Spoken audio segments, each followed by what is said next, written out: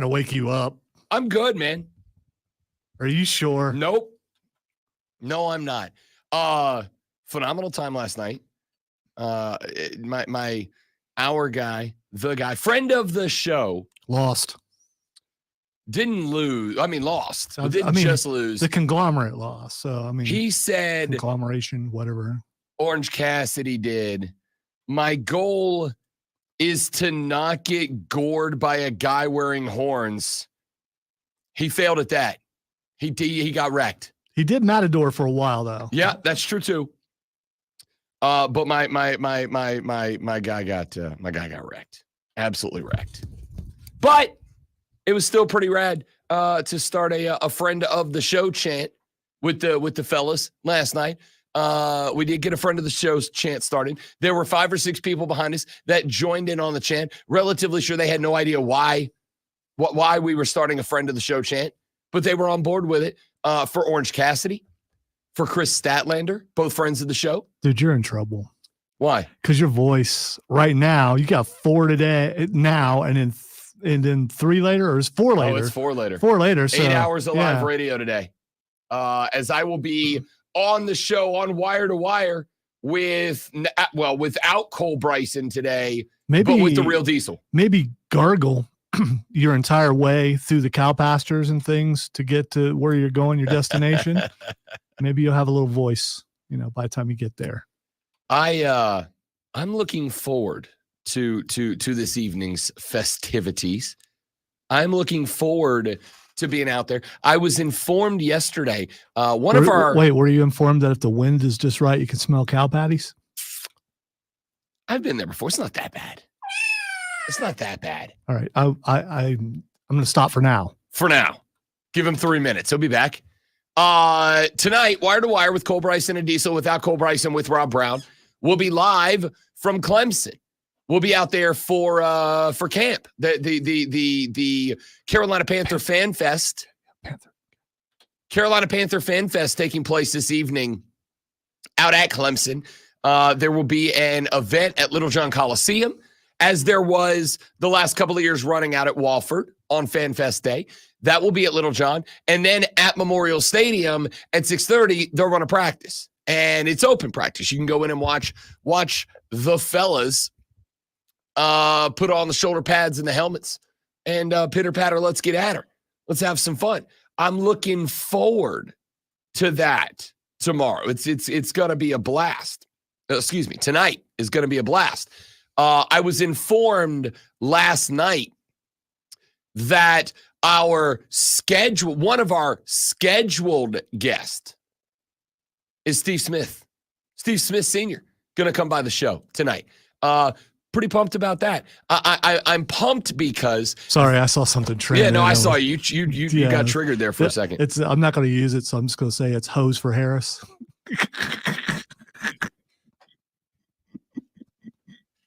Someone take Lonzo's computer away.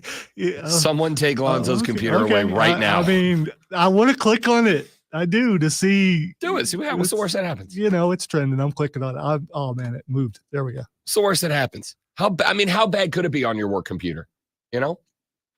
Steve Smith Sr. coming by the show tonight. I'm very much looking forward to that. And you better believe. Oh, I already saw all that stuff. Okay. You better believe that I'm going to mention to Steve Smith that I really disliked him for a very long time as a Saints fan. And I think the numero uno question for me is going to be, what is your bleep talk strategy? Like, what's your bleep talking strategy? Because there's got to be some approach that you have. There's got to be like some level of preparation in the way that you talk on the football field. And I don't know, has there been a better talker in the game than Steve Smith? I don't want to say has there been a better one. I'm sure there have been better ones. Has there ever been a more notorious talker than Steve Smith? I don't think so. And I feel like I have to ask him that, right?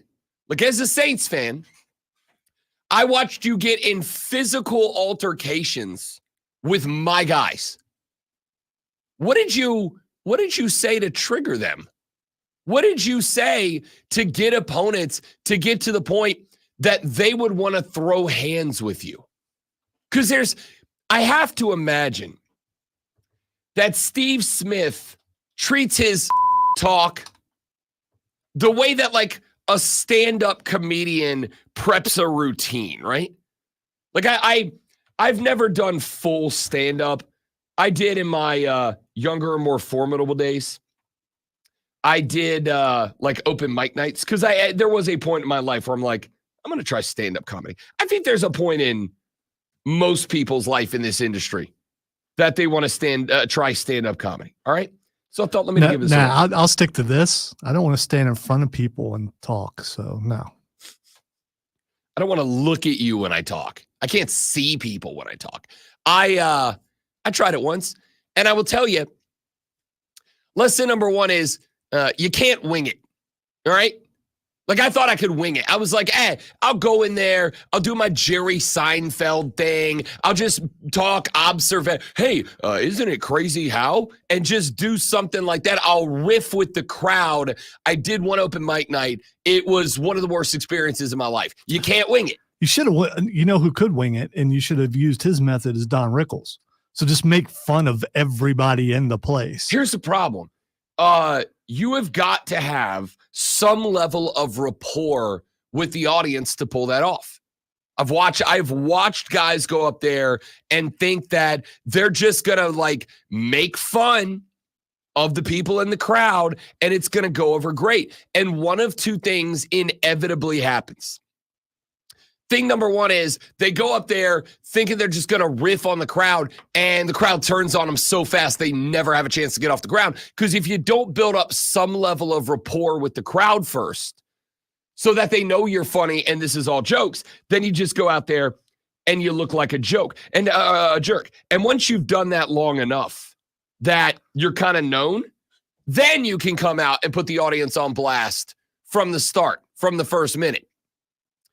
You got to build that up, though. Or number two, you come out there, you start making fun of the audience, and I've seen this one happen, and it's glorious. Somebody in the audience is funnier than you. That starts firing back, right? Somebody in the audience starts hitting you back, and they're funnier than the comedian.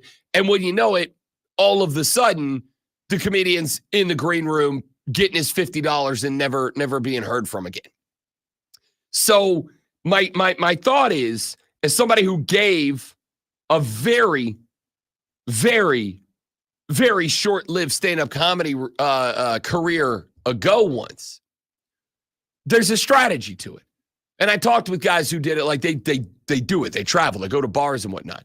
And they all said the same thing. A great comedian makes you feel as if he's just riffing, he's just telling jokes.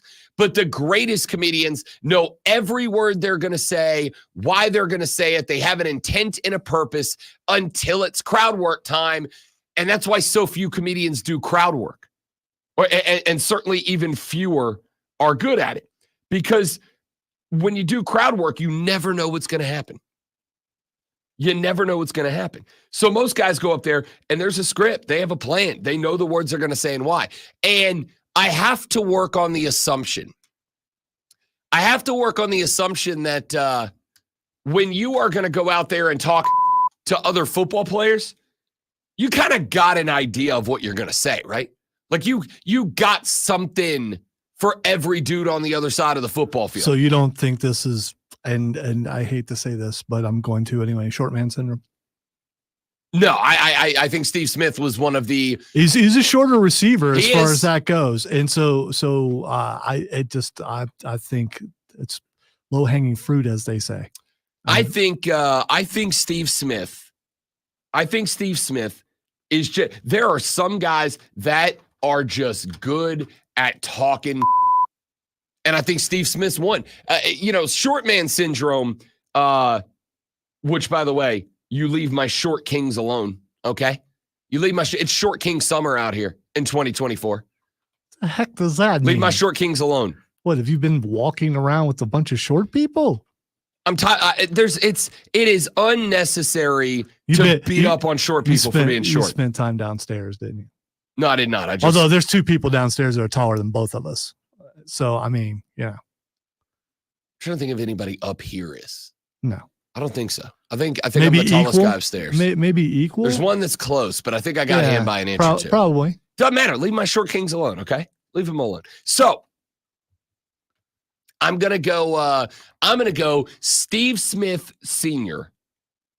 When he went into games, especially like rivalry games, all right? Saints Falcons. Steve Smith Sr. was absolutely a cat that had something for everybody he knew he was going to end up 1v1 with. He had something for Roman Harper when they played New Orleans, right? For sure. You're not wearing that shirt, are you? No. Okay, because he'll definitely make fun of your shirt. I'm just saying. I don't think so. Oh, I'm willing to put some money on that. Now I want to wear it. Yeah, because I absolutely think the first thing he'll do when he sits down. You all just heard Lonzo say he's willing to put money on it. I didn't say a whole lot. I didn't say a whole lot. Doesn't matter. You said you're willing to put money on it. Oh, I am. I'm tempted to take you up on that now. You can't because it's a station function. You need to wear the uniform. I feel like if I have a bet on it and we're making it a segment, we're fine. Oh, I don't think so. I think we can make it's a gimmick now. It's a gimmick now. We'll see. We'll see. I may or may not. You can wear the fan t-shirt under it and just take the shirt off after he makes fun of you. If he makes fun of me. Right? I don't think Diesel will allow you to sit down next to him with that. I mean, it's a beautiful shirt. It is. It's good. I look great. I agree. You can see it too if you check it out on stream. It's bright. Facebook.com/The Fan Upstate, The Fan Upstate on YouTube, The Rob Brown Show on Facebook, YouTube, or Twitch. Steve Smith has turned into something I never thought I would see. Him on sidelines, him doing all these different things. Because he's a character, but I always took him as an angry character. Not as we have proof that he's been angry a time or two. So I always took him as that, but he looks like he's having a good time. But he also looks like that he's making fun of everybody while he's doing it, at least in his mind. You can see it in his eyes. I think he's just one of those guys. I don't think it has anything to do with being short or being any kind of way. I think he's just one of those dudes that lives his life enjoying antagonizing people, right? I just think that's his thing. He just enjoy, and he's good at it.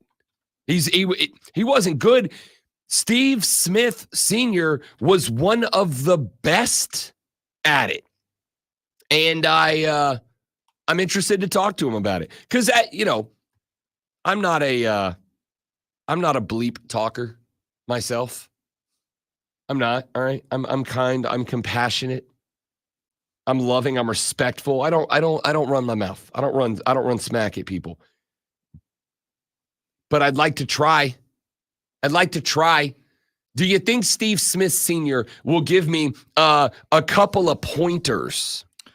Here's what you do when you ask him. You probably won't listen to me because you usually don't. But here's what you should, when you ask him about his smack talking, could you ask him to teach you how to talk smack to Diesel? I mean, he's going to be sitting right there, and no better person to practice on than the Immaculate Beard. I mean, here's the issue I have. To me, if I'm going to talk, it's because talking is kind of fun. All right, it's just fun. It's fun. That's how the boys work. All right. I'll be with the fellas all weekend. We're doing the bachelor party in the ATL. I'm leaving after Panther practice tonight. I'll be driving to the ATL to spend the next couple of days with the fellas. And you better believe we got I think 8-9 of us in an Airbnb just outside of Truist. You better believe the amount of that's going to get talked in that Airbnb is going to be out of control. But that's fun. That's with the boys. I think, and I could be wrong, I think Diesel would become ruthless, right? I don't think Diesel would know where the line is where it's like harmless, fun talk versus I'm going to hurt your feelings intentionally now. And that's the line. Yeah, we both seen that. You're right. Yeah. You probably shouldn't do that. He's the cat that like he can go easy listening to Yeah. to hardcore metal in like seconds. like I couldn't. I would be afraid of getting into a bleep talking contest with Diesel because, you know, like there's a line where when you're with the fellas and you're talking smack to each other back and forth, like there's a line you're not going to cross, right? Like you can have some fun with it, but there's a line that you're like, I'm not going to cross that line. And I feel like that wouldn't be the case for him at all. I feel like he's going to win the bleep talking contest. He's going to win it no matter what it takes or how bad you feel when he's done, for sure. All right, we got a show lined up for you today. Coming up on the radio program, the return of Rashad Beard. He was in Vegas last week, so it makes a lot of sense why he was unavailable in the morning to join us. Yeah, because we know the old saying that's probably true. I haven't been there, you have, and there's probably things that you wouldn't talk about from Vegas. So, I mean, maybe we can get him to talk about it. We'll find out. Rashad Beard rejoins the show today. He was scouting the Raiders. That's what he was doing. That might have been it. Might have been it. We will talk to him. We're going to talk a lot of Carolina Panthers today, obviously, as we get set for FanFest. Coming up tonight, we will talk with Rashad Beard at 8:40. Lonzo and I are going to break down the Panthers schedule, tell you what we like and don't like throughout the season, biggest games, most important games, trap games, potential upsets, etc., all coming down the pipe. It is Thursday, and you know what that means. It's Fight Club coming up at 9:20, and we got plenty to talk about, especially considering we talked to Orange Cassidy right there in this chair just a couple of days ago, and last night, All Elite Wrestling in Greenville got to watch OC. It went bad for him. It went bad for him. So we'll talk Fight Club at 9:20. All that more coming up on the Rob Brown Show in the Fan Upstate. I opened Twitter and was trying to find out why Samantha Irvin was trending. And now I know. Yeah. Now I know. I should go ahead and mark that off. I'll talk about it every break. No. Every break. You know, I looked up Hose for Harris, nothing. Samantha is, and I clicked on that. I was like, oh no, that will get me in trouble. The Hose for Harris will not. It was just the twerkers again. But twerkers. Have you seen the twerkers? The blue collar twerkers of this country. No, she's got at one of her rallies. Oh yeah, Megan Thee Stallion. Was that who it was? Yeah. Okay. Got to connect with Gen X if you want to win, bro. Samantha Irvin wants to get fired. You don't think so? You don't think she doesn't want to get fired so she can go with Ricochet? Nah. I think Samantha Irvin is a hot chick who gets validation by posting herself on social media. I get this is under a different regime, but remember what happened to Mandy Rose. Yeah, but a little bit different between what Samantha did and what Mandy did. I'll take your word for it because I you can because I don't know. You can. Yes, I did. I was so happy. Like a kid in a candy shop watching it. I was so happy.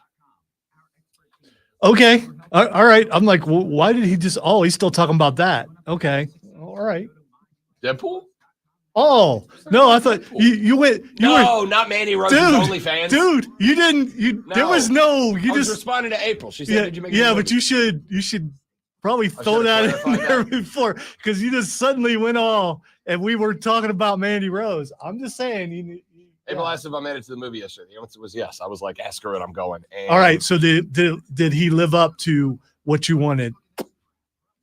Yes. It was a fine portrayal of a variant Gambit in a Deadpool movie. All right. So here's the thing. I held on to that for days, never even hinted at it. Yeah, and it's a very appreciated. Because I didn't want.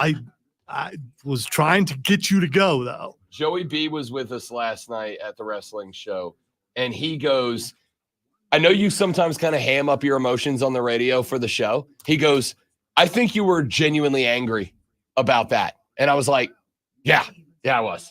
Yeah, I absolutely was.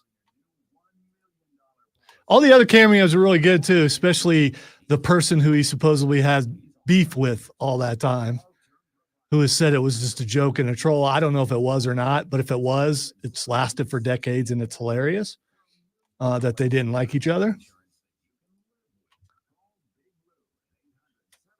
I thought genuinely it was great. It has the best story and the most heart of any Marvel stories since Endgame. Completely. I mean, as far emotionally, I thought it was really, if you get rid of all the gags and the language and stuff underneath, it was a very good story.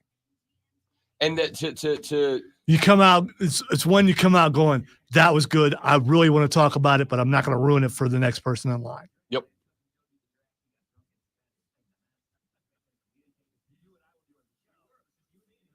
Yeah, I very much enjoyed it. I really did. You all have till next Friday to see it before we can talk about it. It's a good call, Lester. I mean, sometimes it's better to just not talk, but in your head, you could say whatever you want.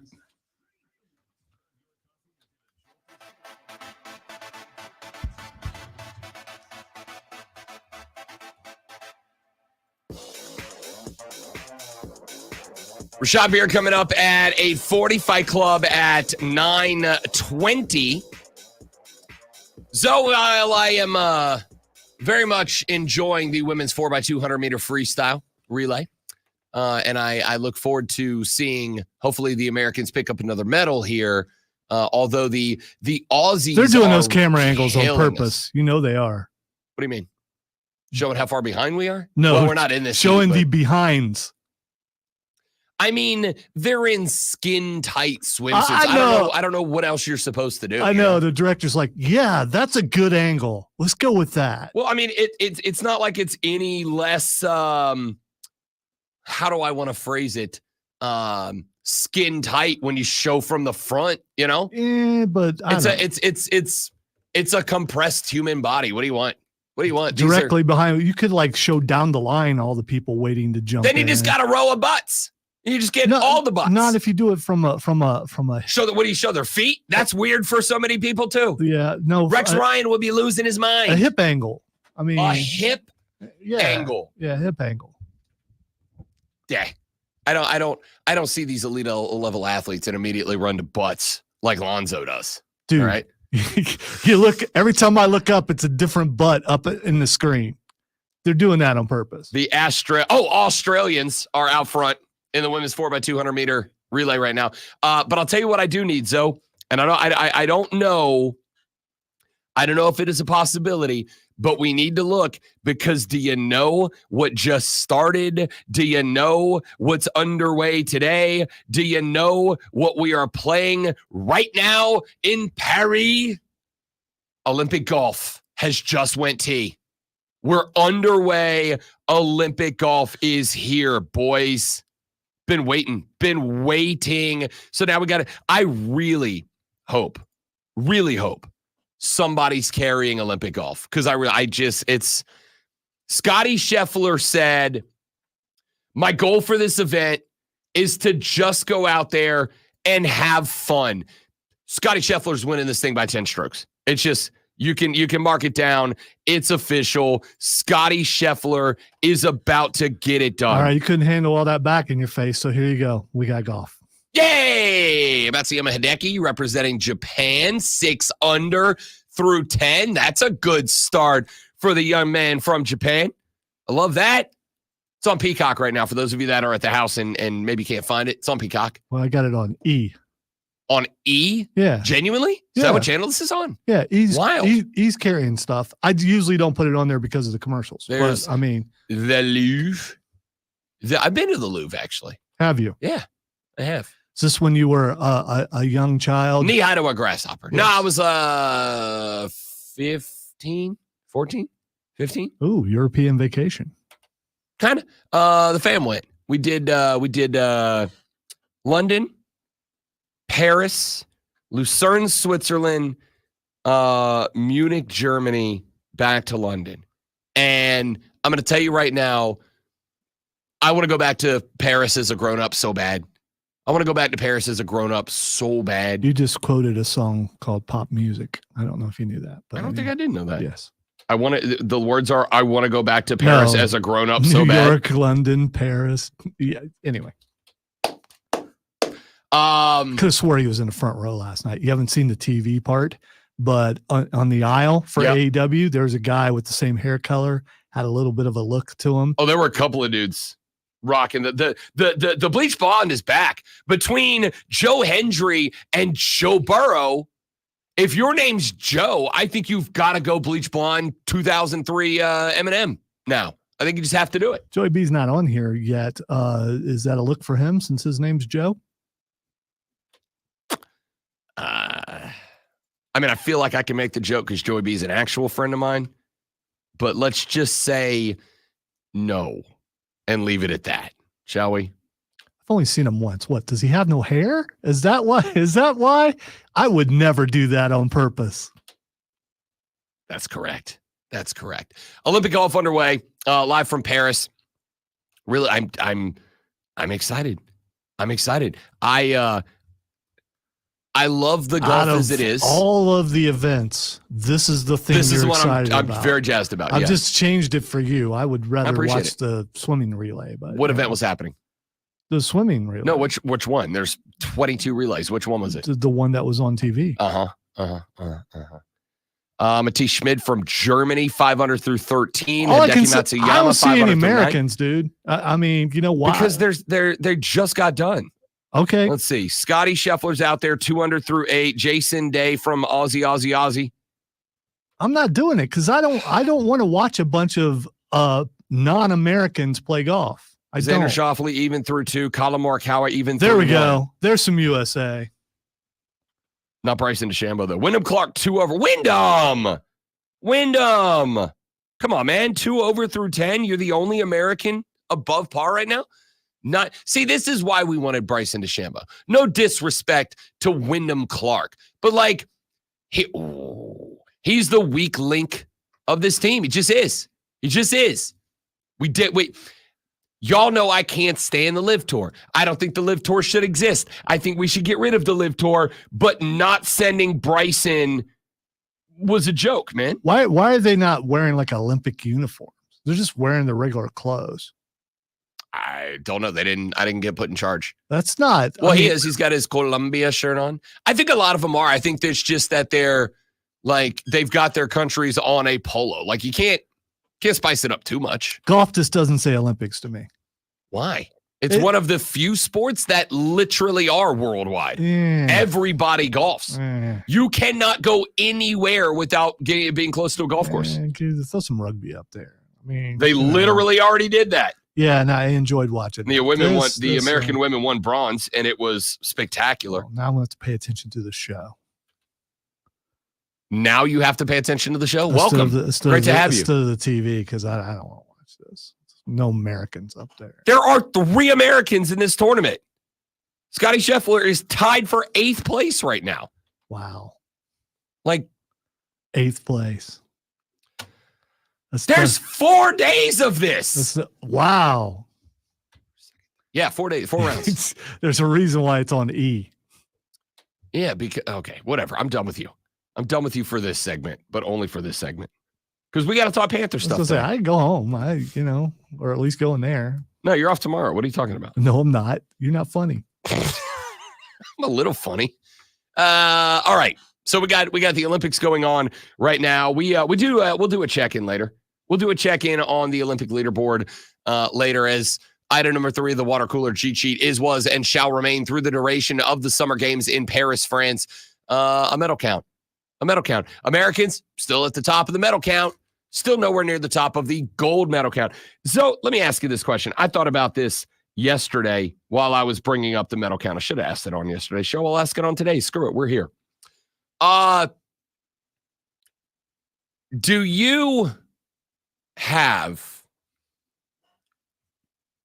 if I said right now, the Americans would check in like 4th overall in the medal count, but would dominate in total number of golds, right? Like if we ended with, 50 medals, China ended with 60, France with 57, whatever, and we ended with 50, but we had like 20 more gold medals than anybody else. Would you prefer that?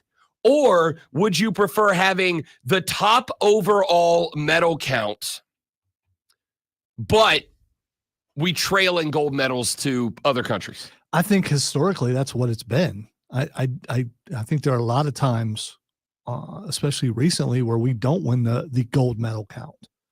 So I think that would be the norm. So I'm okay with that.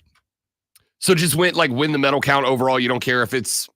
I know it goes against your narrative for me, where it's all about the championships. But yeah, I think it's my narrative for you. That's you. Well, that's in football and by the way, that's you. Just own it. You're good with it. There's nothing wrong with that. No, it's. I'm not denying it. That's why I said it went against the narrative. I did say your narrative. I guess it's my narrative too.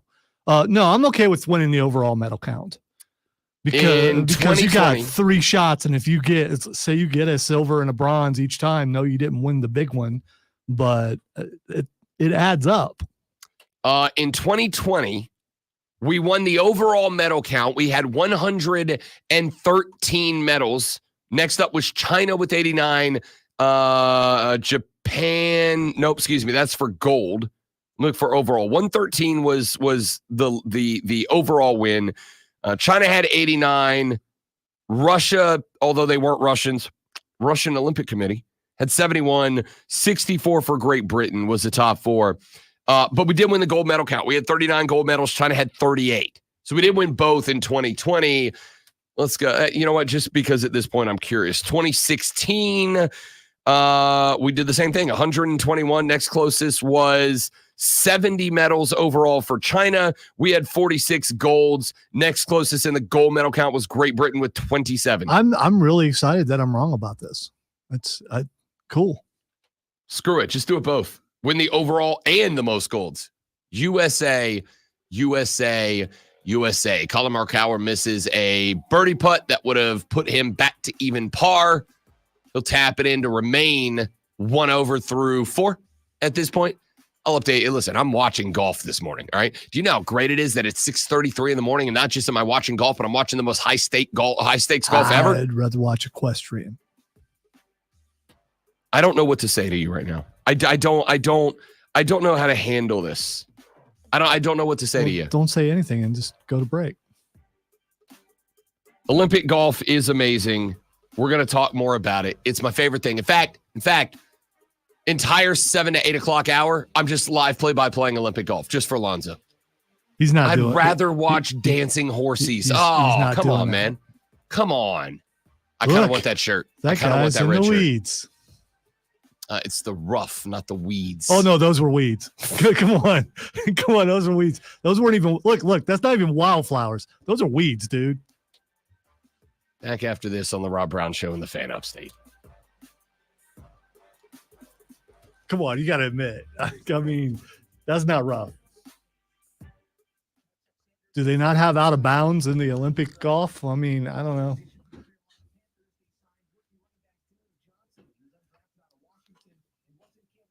You could have been out there duck hunting.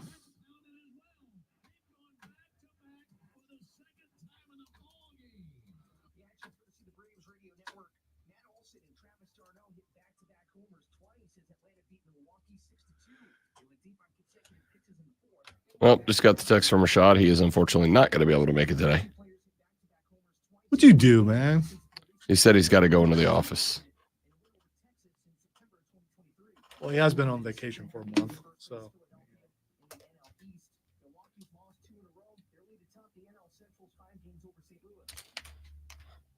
I think he's extremely busy because camp is there and he can go every day.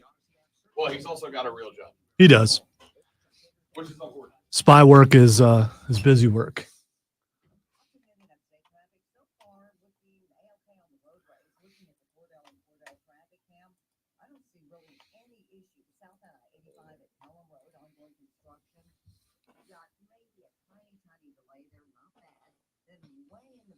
southbound I-85 at Hyatt Street as well. You got construction there on the right lane. See any delays there either side of the roadway. From the News South 98.9 WRB Traffic Center, I'm Lloyd Houston on the Fan. Upstate. Experience a night of indulgence with bourbon and bacon. I'm not anti-beach volleyball, Wesley. I am anti-golf, though. But, you know, he wants to watch it, so. I'm also accommodating and nice. Didn't you notice?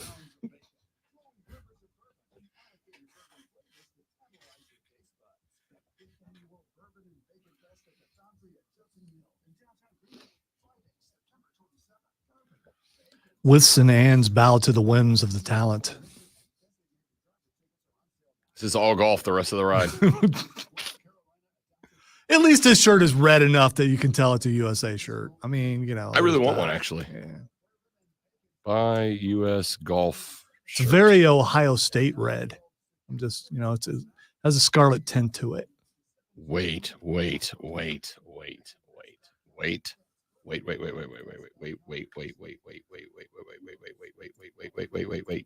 We're not having another Mandy Rose moment, are we? No. This is something totally different, No. right? Oh, Look okay. at those. Are you kidding me? Look at that beaut. That looks a lot like what I'm wearing Saturday night, except no flags. Tried on the ascot yesterday. And I had to watch an English gentleman on YouTube teaching you how to tie. Like you would know. Would you know how to nope, tie? I've never worn an There ascot. are many different methods. Holy crap. Oh, that's nice. Why are we not wearing that? That is really nice. Yes. That's so obnoxious, and I love it.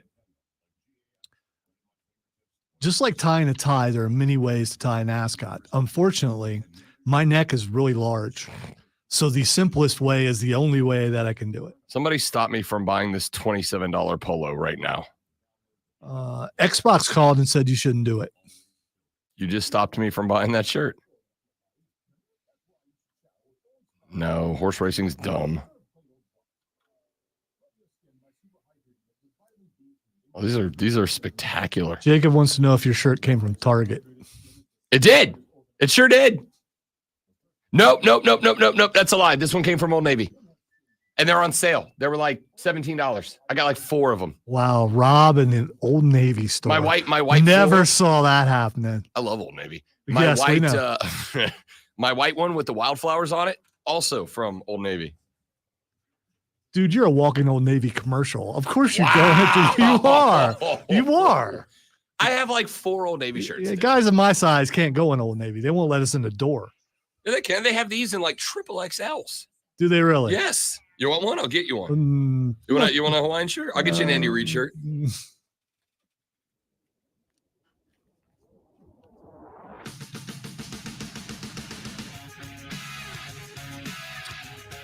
The Rob Brown Show continues. It's the Fan Upstate. Rob Alonzo and you. Be a part of the show this morning. The renewal by Anderson of the Carolinas fan phone is open for you right now at 844-326-3663. Unfortunately, Rashad Beard let me know during the break that he will not be able to make it today.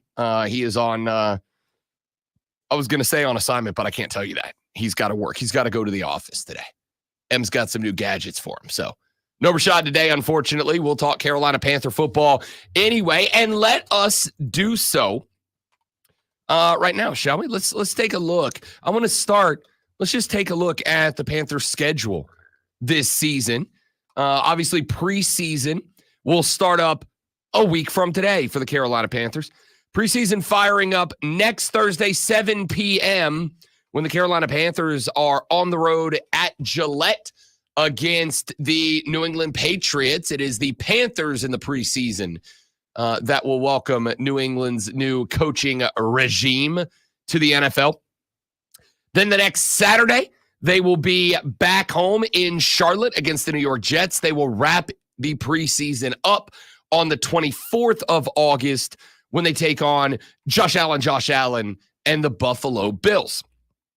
Season opens on September 8th when they are on the road week 1 against our New Orleans Saints, against future Hall of Famer Derek Carr, and also future Hall of Famer Taysom Hill and also future Hall of Famer Spencer Rattler. Looking forward to that game. Let's take a look at this schedule. We've done this a while back when we were doing our over-under win totals. But now that we've seen a couple of camps, couple of practices under the belt for the Carolina Panthers, let's get into it a little bit. Week 1 on the road, down in the Big Easy at New Orleans. Week 2 against the LA Chargers. Week 3 out in Vegas, taking on the Raiders. I can't do it right now. Man, I yelled a lot last night. I did get the point from Orange Cassidy at one point. I don't know if he knew it was me. Are you sure? Yes, I mean, 100%. It was during a break. yeah. It was when they were on a TV break. But it was when we got the friend of the show chant started. He looked over and pointed. I don't know if he knew who he's pointing at, but I also don't care. I'm going to say he did. Were your seats good? Yeah, they were. Yeah, they really were. We were. I apologize for not going, by the way, but I was ill and unable to go. Feeling a little bit better today. If it's what you were telling me, Yeah, you yeah. have my full compassion. Yeah, I have such good reason that Rob didn't make fun of me yesterday. Correct. So you will I mean, notice yeah. I never brought it up. I'm not going to tell y'all why I never brought it up. Just please know Lonzo. Yeah, I'm earned not a either. grace period. Yeah, I'm not All right? either. Earned a So grace period. I felt bad though because I was not because of your goading, but I was going to go for a while, just because Orange Cassidy. Friend of the show. Yeah, he made such an impression on me. It was great. All right. New Orleans, LA, LV, right out of the gate for Carolina. Lonzo, I think this start could be 0-3. This start could be 1-2. This start could be 2-1. I don't think you're getting a 3-0 out of the gate. I think the best you're looking in the first 3 weeks at New Orleans is a winnable game. I was going to say, are you saying for sure that they're going to lose to New Orleans? No, I'm saying for sure they're going to lose to a team that I think is going to be very good. Not very good. Pretty good this year. I think they lose on the road at Vegas. I think there's an advantage, at least in game 1, because new offense, a lot of things that there's not necessarily film on. I mean, you can go back and look at other stuff, but it's a whole new crew, right, for the Panthers, which would mean a whole new offense. So maybe whole new crew on the offense, but also Yeah. same's true for New Orleans Right, because they got Kubiak coming in, Clint Kubiak to be the OC. So New Orleans is going to have their own growing pains to go through. And I don't think New Orleans on paper is like dramatically. I think they're better than Carolina, not dramatically. They're within the talent variance that an NFL team can beat another NFL team. I'm not saying they will win that game. I'm saying it is a winnable game. I'm going to pick New Orleans because they're at home. But this is one of those that I'm picking New Orleans. Don't think I'm going to be shocked if Carolina wins week 1. All right. In this case, because of even more so because of what you're talking about, I'm going to go with Carolina. Carolina on the road to open up. I think they have more returning defense, and plus added some pieces on defense that are nice. As far as up front, as for the Panthers, back end, I'm not so sure, but it is Derek Carr on the other side, so they should be good. Week 2, they've got the LA. What? He's a first round Hall of Famer. Do that to Derek Carr. Guy's a legend. He's an icon. All right. LA Trying to Chargers. figure out how far your delay is today. About a 2-second delay in person. Week 2, LA Chargers come to Charlotte. By the way, both of these first games at 1:00 on back-to-back Sundays. Chargers come to town in week 2. Zoe, I'm going to say that moves them to 1-1. I actually think that they end up knocking off the LA Chargers in week 2. All right, so this is probably going to shock you. I mean, because we're just going opposite on everything. I think the Chargers win this game. Because how is Carolina's run defense? We're going to find out, because that's what Harbaugh is going to do. He's going to run the ball a ton and then let Herbert throw the ball on occasion. Why did you say it like that? Herbert? Why did you say it like that? Like he drives a tractor to the game. You don't know that he don't. Hey, not down there, run down the road there, the old Justin Herbert kid down there, fella. Tell you what. I've seen Herbert down there. He's getting them squashes and because it's almost squash season. Yeah, Herbert's gonna throw the ball like every once in a while. They are gonna run the ball so much, Right? And so I much, think which is stupid. Carolina's Carolina's defense, I'm curious about how good their run defense is. So I think the Chargers win that game. I am gonna go with the Panthers win that game. I really like Justin Herbert. I just don't know what else. So we both have them 1-1 at this point. Yes, but with opposite on either games. Right. Right now, the wide receiver pool for the LA Chargers is Josh Palmer, rookie Lad McConkey, and DJ Chark. So what about the running backs, though? Running backs right now on the depth chart listed are going to be the Gus Edwards, who was very successful with the Ravens last year. J.K. Dobbins is their backup, former Ohio State Buckeye. If he can stay healthy, he's pretty good. He said that the other day. He's like, if I stay healthy, I'm getting 1,000 yards this year. I was like, you know what? He might be a dude. He might take the Gus Bus spot by like week 6, week 7 if he stays healthy. Especially in a Harbaugh offense, for sure. So, I mean, yeah, receiving core not that great, but the running game sounds like it's a decent one. So I've got them beating the Chargers. Lonzo's got them losing, both 1-1, but the game results are flipped. Week 3 on the road out at the Las Vegas Raiders. Win. Oh, I think you're underestimating the Raiders. No, it's just the Raiders. Win. So they have Gardner Minshew. I love Gardner, but win. You ready for the fun part? We talked about this a couple of times. And I did this yesterday with Derek Carr. I'll do it again for Gardner Minshew. Statistically, Gardner was good. Oh, I know. Statistically, Gardner was good. I know. Here's the thing, though. There's at the end of the game, I don't trust him. You know who I do trust? Devontae Adams. I think Devontae's playing his way out of Vegas this year. Someone has to get the ball to him in order for you to trust him, though. So I trust Gardner Minshew. Okay. My man said it sits at like a 68, 69, nice % completion percentage. I think he's fine. Although right now they do have Aiden O'Connell listed as a starter on the depth chart.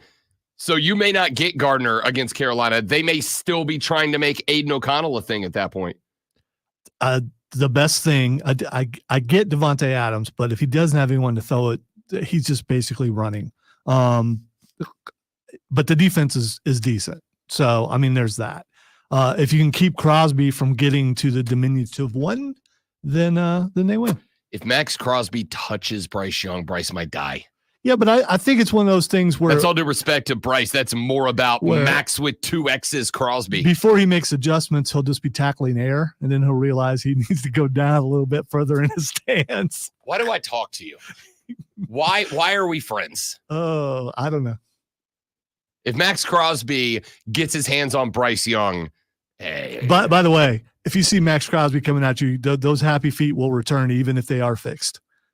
Because that dude's scary. I'm putting that down as an L. You said win? Yeah, they're going to win. Oof. We got 2-1 for Lonzo.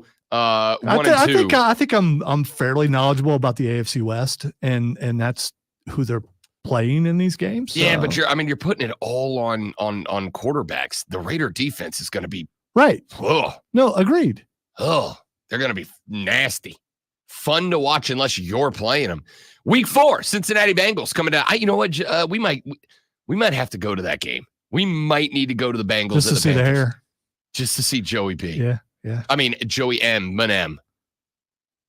I think we got to go to that game. That's a Sunday game. It's at 1:00. I think I'm down. Yeah. I think we got to go to that game for sure. Bengals, come on. Yeah, for sure. Bengals, for sure. As long as Joe Burrow isn't out by then.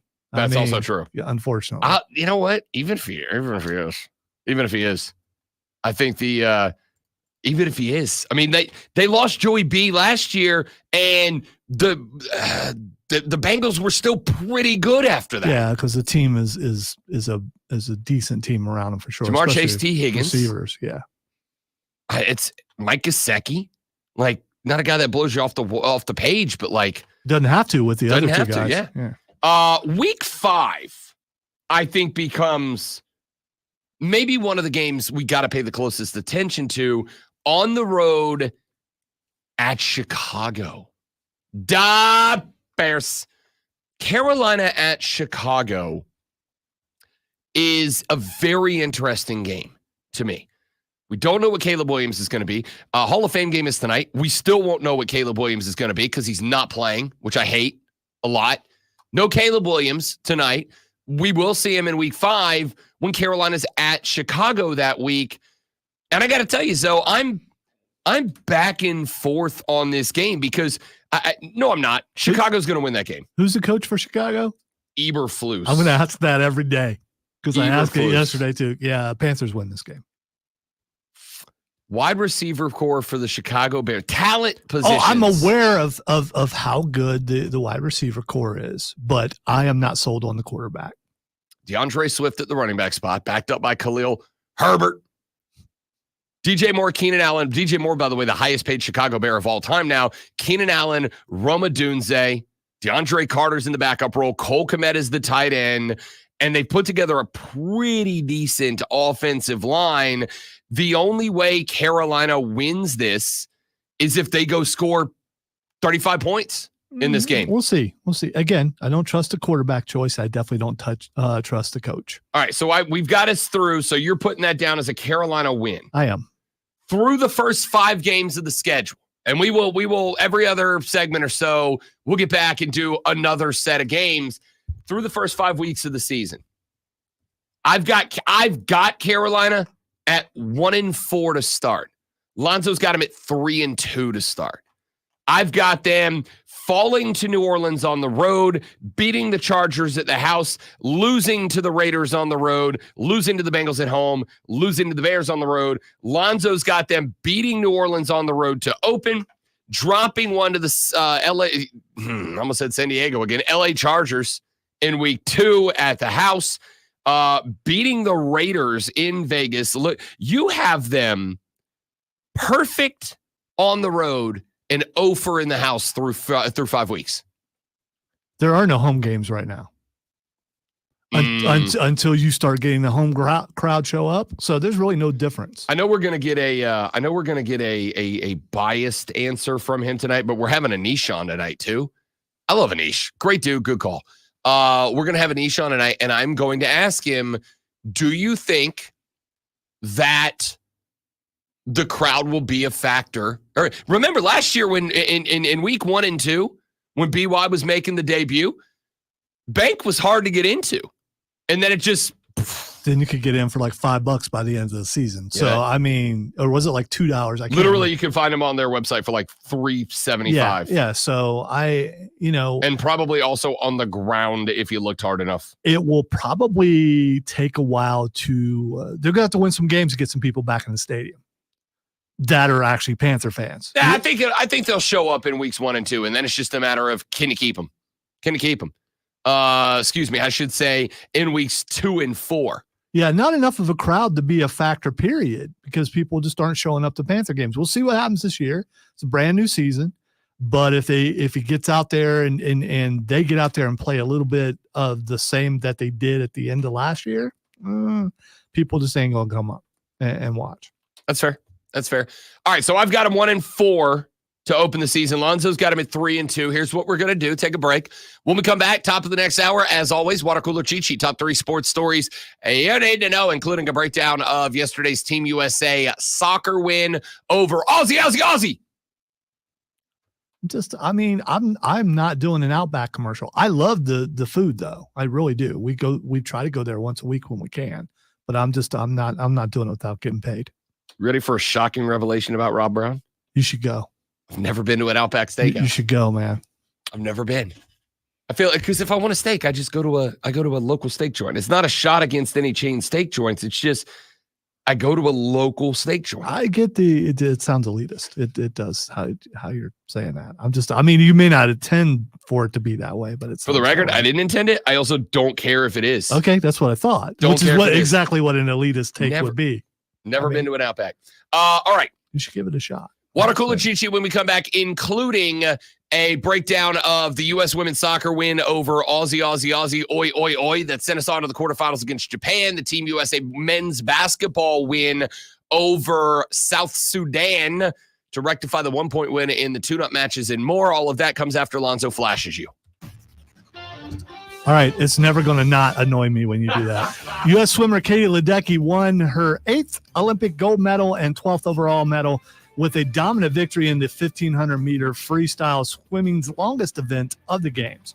The win ties Ledecky with Dara Torres, Natalie Coughlin, and Jenny Thompson for most medals ever by a swimmer. Ledecky finished by setting an Olympic record. The Atlanta Braves grabbed the series win over Milwaukee with a 6-2 win. Chris Sale gave up 6 hits and 2 runs over 5.2 innings, but Pierce Johnson was credited with his 4th win with 1.1 innings of 1-hit baseball. Make sure you tune in this afternoon from 3 to 7 p.m. as Wire to Wire comes to you live from Panther Fan Fest. Diesel and special guest Rob Brown will talk with Panthers players and coaches about the upcoming season, including Steve Smith.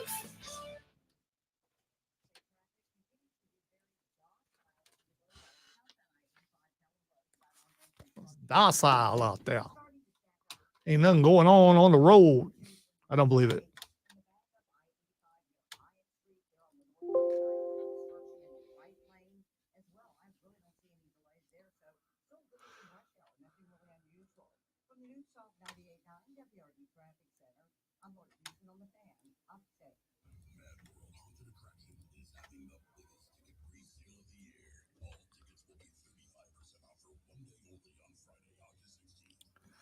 So I don't believe Rob about Old Navy.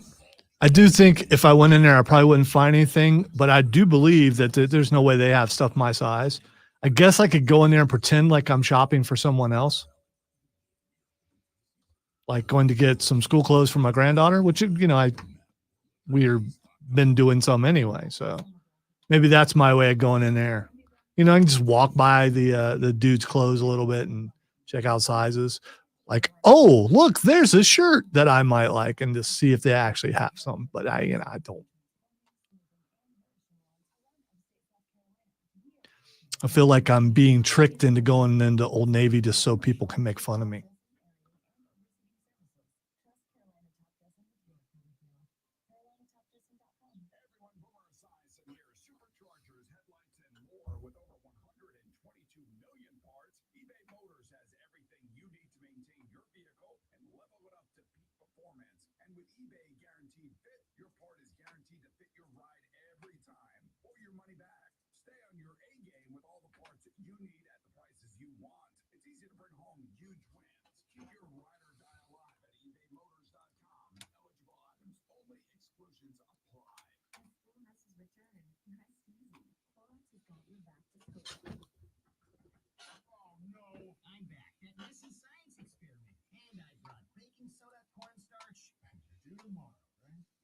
Stocked up on Clorox disinfecting wipes. Because you're not messing up my kitchen counters like last time.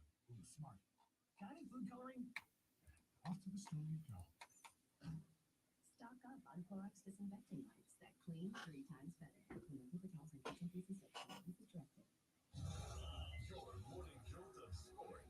It's the Rob Brown Show. College coaches used to be able to run cheerocracy, not a democracy. It was their way or the highway. And it's not really like that anymore, because now if you go, it's not your way, it's my way or the highway. If you are good enough to play at South Carolina, you're good enough to go get a scholarship to play at College of Charleston, or to go play at Coastal Carolina, or to go play at any of these mid-major schools that are also threats to win the College World Series. The opportunity for a player to go, screw this, coach, I am out with a capital O, is higher than it's ever been. Since you quoted that long, and I will straight up leave you, cause I had enough of it, and now I'm, Don't hit snooze. Play the Rob Brown Show. Now morning 6 to 10 on the Fan. The Fan Upstate. Wire to Wire with Diesel and Cole Bryson. Bernard Levi. If you or someone you know suffers from owner suck, call our helpline at 844-FAN-PHONE. That's 844-326-3663. We have counselors standing by to lend a kind ear or offer up harsh and hilarious ways to kick your friend's water down. What's up, Dale? Yeah, so this the owner suck hotline? It is. Gary Jones, man. Oh, what are we gonna do, man? What are we gonna do?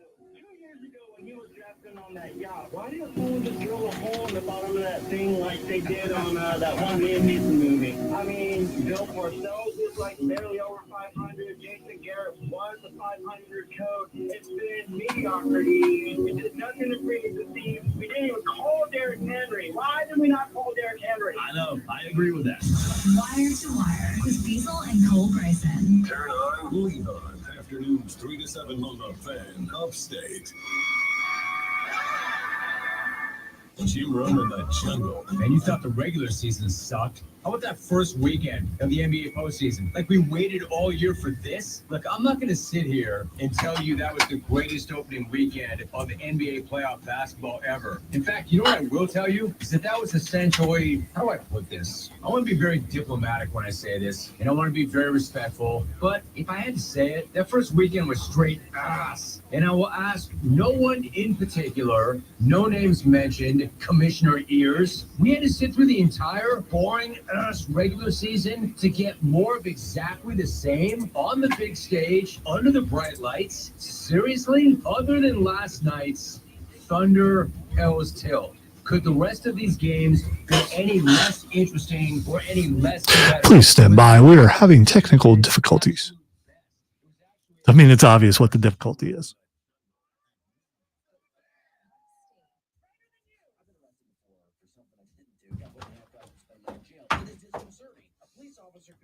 Almost called in sick during that break. I mean, I just went to network, I guess, but The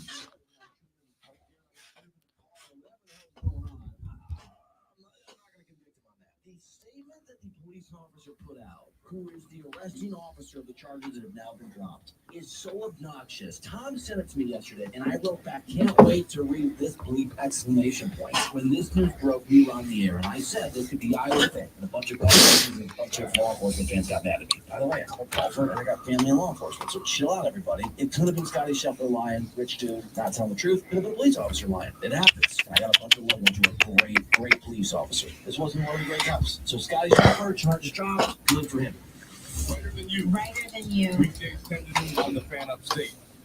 The Fan. Upstate. WYRD. WORD. new life in the first break. 10-4. You good? Okay. I mean, I'll get through it. I don't really have a choice, you know?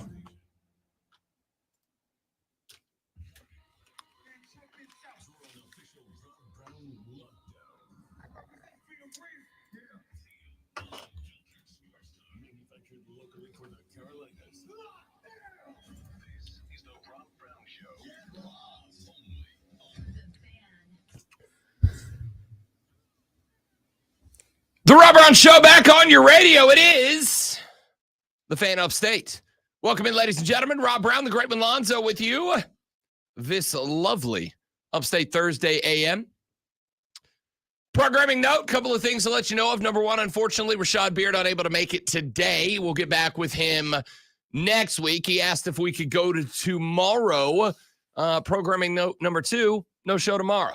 I'll be out, headed over to the ATL this evening, doing bachelor party weekend festivities with the fellas over in the ATL. So no show tomorrow. Lonzo will be here if you want to call the studio line and just talk to him. He might answer. I'm not going to be in this room. I may not even answer the phone today. Somebody organize a Zoom and let's let Lonzo host an open Zoom call tomorrow. I'm not good enough for that. No show tomorrow, no Rashad Beard today. However, Fight Club, and because I am a jerk and completely stood Mario up yesterday, working on getting Mario lined up for later in the show. So we'll get Mario Heron, hating ass Mario, from the BetQL Network in here, hopefully at 9 o'clock. Then we'll do Fight Club at 9:20. Then we'll do What the X is going on at 9:40. And then see y'all next week. All right? We'll see you next week. Kind of is my Friday got to get down. Not kind of is, definitely is my Friday got to get down on Friday. Except for, you're working 2 shows today. So it's not like you took tomorrow off. That's true. I am still doing the same amount of radio. I'm just doing it tonight, live from Carolina Panther Fan Fest up in Clemson, or I should say down in Clemson, South Carolina. Just say over. I mean, because over could be up, down. It's over. When you think over, do you think beside you? I guess. I don't know. Honestly, I've never thought about it. I think I've always gone with the direction, right? I'm going down to Florida. I'm going up to DC. I'm going over to. I think over sideways. I think over is east or west, right? It's either up north, it's down south, or it's over east or over west. I think that's kind of it. I gotta watch this, right? I think so. I gotta watch this. I thought season 1 was great. Season I 2 did too. is getting ready to come out, and it looks even better. Brings the power, by the way, for the dorks out there like us. Hey, it is 7:06 in the morning. You have exactly 54 minutes until you got to get to the office before you got to clock in, lock in, start talking sports with your friend. You got to do the work or whatever, but like also do the sports discussions with your friends, which means you got to know what's going on in the world of sports. And if you got to know what's going on in the world of sports, don't worry, we're going to tell you when we do this. Are you ready for the playbook of the peculiar, the almanac of the absurd, and the encyclopedia of the extraordinary? Well, you better be, because we're diving headfirst into the 3 top stories that will have your coworkers saying, "What kind of place is this?" Bathroom break. No. Here we go. Welcome to the water cooler cheat sheet on the Fan Upstate. Water cooler cheat sheet, top 3 sports stories you need to know before you get to the office and start talking sports. This AM with your coworkers, with your friends, with your family, with your dog, whoever it is you spend the morning talking sports with. This is what you'll be talking about. Let us begin with item number 1. The National Football League is going to begin testing their Hawkeye system for measuring first downs and ball placement throughout select NFL preseason games. It is one step closer to not replacing the chain gang, supplementing the chain gang. NFL executive Gary Brantley told the AP the league will test Sony's Hawkeye technology during some select preseason games. The system is not expected to be ready for full implementation until next season, though it could happen sooner. I don't know, maybe the playoffs? Brantley said, quote, "We're in the installation phase for all of..." Wonderful timing. Yeah, I mean, That went great. I just want to say really quick that you're that obviously the tone you use, that you're pro robot, and we've always thought that anyway, and it's getting more and more obvious. I am pro technology makes most things better. That's what I am. All right. There are times you just like to go back to the olden days, times when you don't need the tech. But I'll tell you right now, when I go golfing, I bring my low range finder, tell me exactly how far I am from the pin. I'm not going to hit the ball anywhere close. Why did you make it look like it's some psyop what a thing rangefinder that you put on your That's head? how you hold it. You hold it. It's like a. Yeah, I'm seeing headgear the way you're holding it. I'll tell you right now, jokes aside, you know what I really look forward to?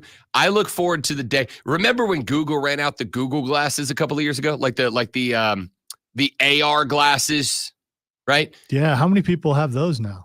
So here's the thing. It was it's a great idea that it just wasn't ready, right? It just wasn't ready. Now, I will say this. I did see the other day on whatever tech site I was going around, somebody else is rolling out something similar, but they way scaled back what goes on the screen, right? Like on the screen on your glasses now, if somebody calls you, it'll pop up the contact of who's calling you and you can answer from there, or you can read your text on your glasses or whatever. So they scaled it back basically, Zoe, to like what you would see on like a smartwatch, right? Like you can put the time and the temperature in your text and your phone calls, but like not more than that. And I really wanted to buy them. All right. Well, the NFL's catching up. Brantley said that they are in the process of installing the Sony Hawkeye system in every NFL stadium. He said, quote, "We're just really getting to a place where the system is as accurate as possible and really calibrating across our multiple stadiums. We have multiple stadiums with multiple dimensions inside of those stadiums with different ages. So we're really just going through the installation and putting the infrastructure and making sure those cameras are installed." Sony, which was named the NFL's official technology partner yesterday, has expanded its sports technology through Hawkeye Innovations to support officiating and the development of an on-field and sideline technology, including a new coach's sideline headset that will debut in 2025. The Hawkeye tracking services for line of game measurement add cameras to stadiums to track players, officials, and the ball. The optimal tracking system notifies officials instantly if a first down was gained after the ball is spotted by hand. Boo. Boo. We shouldn't be spotting the ball by hand on close to first down calls. Really? Yeah, really. We should know exactly where the ball was when the play was down. It's not hard to do. All right. Have you watched Lonzo told me, and I'm very glad, very happy to report to all of you that Lonzo told me he's watched a little bit of Olympic soccer so far in this cycle. And If not, I wouldn't have anything to say for like 3 hours. So I mean, you know, that's the only reason why I'm watching. It's America, dude. I'm gonna watch whatever it is in the Olympics as far as the sports goes. Except for this, I don't want to watch golf. have you seen a VAR call yet for an offsides in a soccer match? Or those words, did I just speak like Japanese to you? I'm aware of technology. It's just I don't believe it belongs on the sideline or in a game. What are you, Amish? No, I am. I believe that human error is part of the game. We've had this discussion many times. Whether it goes against my team or for my team, it's part of the game. You know what I Once like? you eliminate that, then might as well have robot players. You know what? No, Might as well, because no, that's your no, next step no, it's with not. your domination of the world. You just keep talking. So the point is, the VAR, if you look at VAR offsides calls now, suddenly I turned into a New York mobster for no reason. If you look at VAR offsides calls now, use guys, okay? If you look at VAR offsides calls, the precision to which they can get exactly where the players are, down to like the tip of a cleat being offside, right? Or like one outstretched hand keeps them offsides or whatever. We can do the same thing with a football.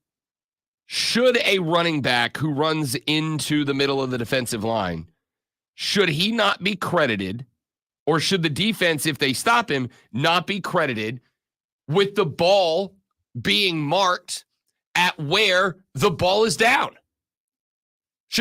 Shouldn't that be the case? And that's what we have here. All right. Chip in the front of the ball, chip in the back of the ball. The second a player goes down, that's where the ball goes. Let's stop guessing. Why are we guessing? I'd rather see Bob, the part-time referee, out there making his decision than having a robot do it. Also, I'm going to need y'all to stop with the words human error. Just say error. Just say error. Stop with the human error, because you're trying to make it like emotional. Oh, it's a human error. Just say error. You want error in sports. Just say you want error. Say you want wrong decisions in sports. Say you are entertained by wrong decisions. No, synthetic being, I will not do as you requested. Program error. All right. Say you like error in sports. Say you think mistakes Human are error. good for sports. It's still human error, for sure. It's about humanity, the thing that you're trying to take out of the game. Could you Humanity. imagine? Could you imagine if we decided one day it should be no speed limits because human error is good for driving? No, we don't do that. This analogy again, it's not even close. It's not Come human on, error. come on, It's dude. just error. Okay, Uh-huh. it's just error. You go ahead. Item number 2. I don't want to do it because of human error. Yeah, that was a human error.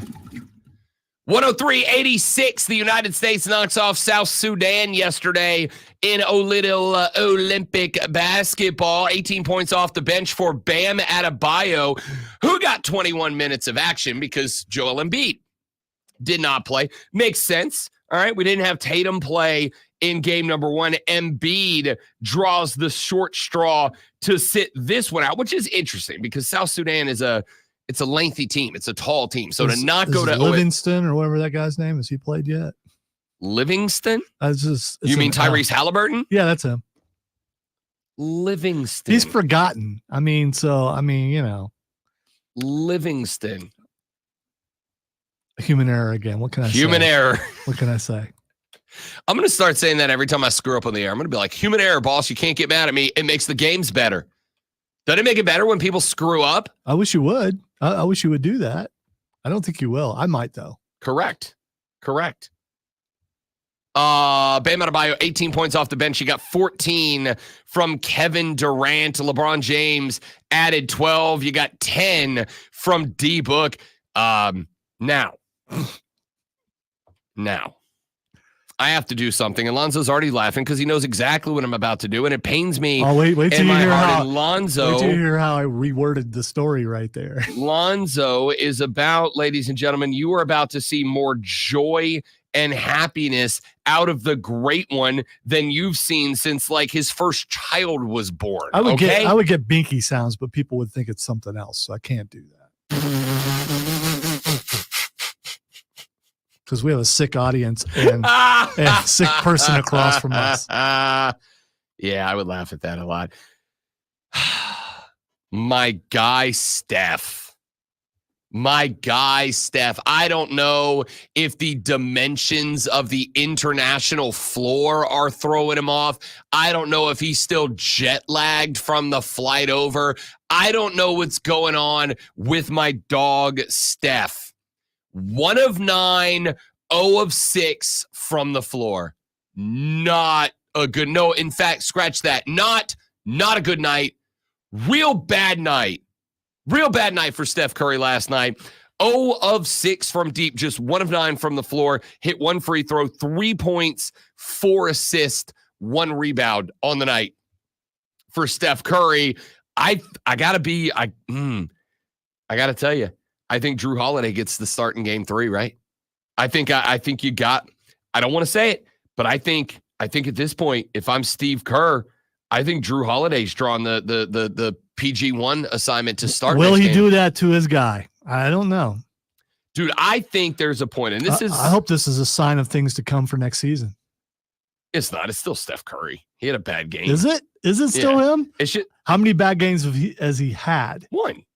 No, in the friendlies. No, I don't care about the friendlies. Okay, all right. All right. I don't care about the friendlies. All right. So I practice. care about the Olympics. Practice doesn't indicate what you might do in a game. I mean, when you're a seasoned vet, right? That might be the problem. We talk about practice. He might be overly seasoned. He might be done. He's not. All right, now you're just getting carried away. He's still Steph Curry. He's going to be fine. Not a good night last night. I think Drew Holiday draws the PG1 assignment in the next game. And very quickly, item number 3. Oh, I thought it was. What did you think it was fairies or something? I did not know. I mean, I did not know. The Atlanta Braves, shockingly, end up winning the series against the Milwaukee Brewers.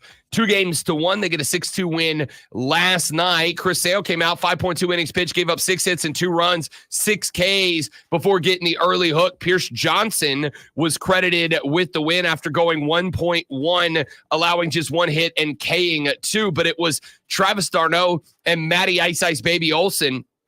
Both went 2 for 4. Both hit 2 dingers. Both went back-to-back twice in this game. Matt Olson went yard. Travis d'Arnaud went yard back-to-back. Both of them had 2 RBIs. A stellar night as the Braves rack up 8 home runs and build a little momentum. They will now head back to the house to take on the Miami Marlins. And all of a sudden, the Braves are back in the 1 spot in the NL's number 1 wildcard spot. All of a sudden, Atlanta's getting themselves a little bit of a cushion. Now a game up on the Padres in that spot. We'll talk more baseball later on the show. Talk some Carolina Panthers coming up next. We look at the next 5 games on the Panthers schedule and see where their records stand. It's the Rob Brown Show. It's the Fan Upstate. you're like, All right, guys, quick live, and we're coming back. Stay right there for me, please, and thank you.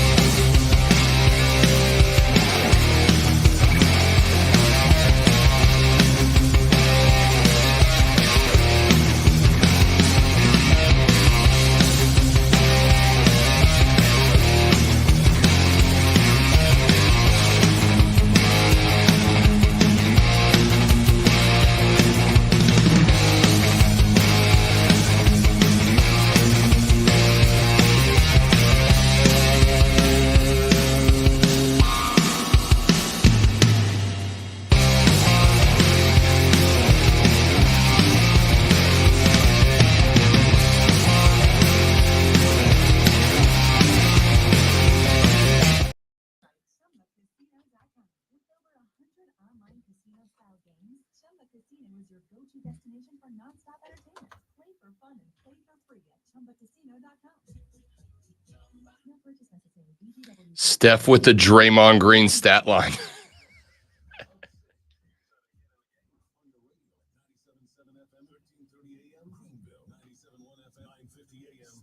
Listen on your phone. Download the Odyssey app and search The Fan Upstate. There's a whole lot more to know about sound if you really want to go into the subject. On your smart speaker, just say play 97 The Fan Upstate. On your HD radio at WFBC HD3. There's just one more thing. And on your computer at The Fan. FanUpstate.com. Getting the game on the Rob Brown Show. The Rob Brown Show back on your radio. The Fan Upstate rolls on. We got some text that have come in on the text line. It's 71307, 71307. Texter says, Steph with the Draymond Green stat line. I learned it from watching you. Yeah, that's rough. That's real rough. Spartanburg J Texas Show said, if the police would keep slow traffic left, I'm game for no or higher speed limits. Statistics show slower drivers cause the majority of accidents. You know, human error.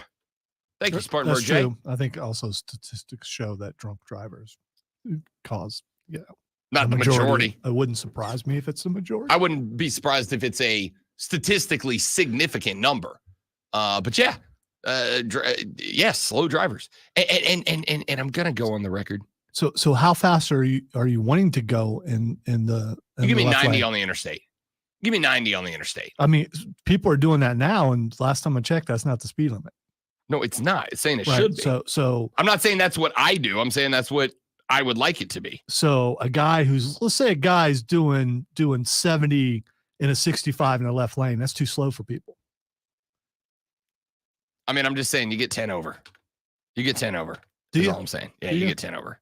That's what I've been definitely not. I just told. the left lane people want to go like 300 miles per hour. That's what what they want. I'm just gonna say this. Here's what I want. I want in cars. I want a like a tagging system where if you're a crappy driver, somebody else should be able to push a button that clicks their car, and like if you get a certain amount of clicks in a month, your car won't start. Like that should be the system. I can barely push 53 in my smart car. So I mean, You guys should see Lonzo getting in and out of the toaster. yeah, It's pretty incredible. Lonzo's as big as the smart car. I am. I can pick it up and put it in whatever parking spot I want. And that's not even a sturdy guy joke. It's a real small car joke. I'm gonna tell you right now, Liberob the Woke Warrior is all for renewable energy cars. Okay. I'm just saying, those tiny tot cars y'all are passing off as real have got to stop. They've just got to stop. Can you drive by and offense intended, by the way? Can you drive by a smart car and not at least smile? I drive by a smart car and I'm like, if I breathe too heavy on that car, that guy's going in the ditch, right? All right, Texter said, one day soccer will be banned in the USA. It will be a $5,000 fine to be found in possession of a soccer ball, and that will be a great day. Get out of here, Texter. We're a soccer country now, all right? We're a soccer country now. Yeah. Texter said, since Sony is now officially the tech partner of the NFL, can PlayStation please do better with Madden because College Football 25 is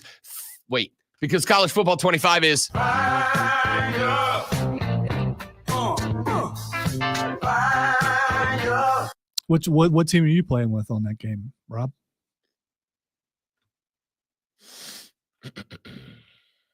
This dead air brought to you by. Wrong. You're just an. You can buy that shirt over at the Old Navy. Maybe you could have saved back enough to buy you a console. Yeah, You just sit at home in your grandma's basement with the drawers on, typing on your damn keyboard. Shut the hell up. I wish I had a basement. That would be awesome. Texter said, Rob with the typical ice snob line of thought. Okay. Texter said, Lonzo, please don't ever play that ear bleeding music ever again. Which music was that? Friday, got to get down on Friday. Oh, okay. Because, the only reason why I'm playing it today is because it's Rob's Friday. It is. By the way, Texter, telling Lonzo not to do a thing, surefire way to get him to do the thing. They know that. They're doing that on purpose because they wanted to hear it again. It's a banger. What do you want? It's a banger. Steven says VAR in soccer is absolutely the reason football is installing instant reviews. Yeah, you know why? Because it works. Because it works and because it's good. I don't want bad goals being allowed, and I do want good goals being allowed. If a running back earns a first down, I want him to get the first down. Hey, we'll if see. a defense We'll see. prevents the first down, I don't want them to get the first down. Yeah, and that pass interference rule was going to stay forever when they put it in. They will install things just to see if it will work, and if there's enough complaints by the players and by the coaches, they will take it out.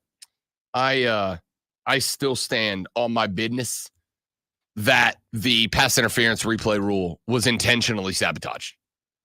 It didn't not work. It's just that the refs hated it, so they botched it a bunch of times. Right, So then and- everybody goes, "Oh, it doesn't work." No. And I It said that works. from the beginning that was going to happen. Of course. It just to quiet some voices down, never going to be yours, but quiet some voices down, knew they were not going to keep it. But they do this on occasion with things. Are they going to do that with this? Is this going to be a permanent thing? I want to see it last more than 1 year.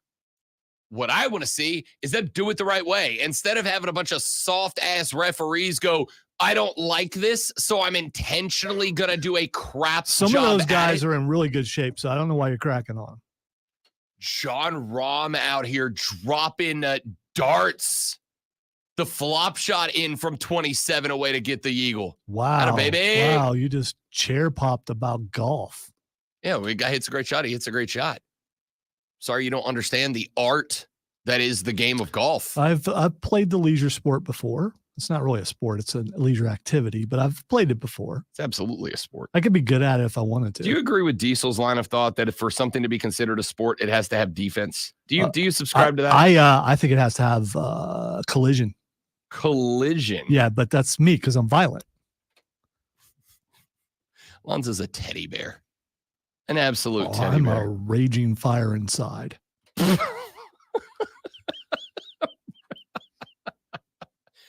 All right.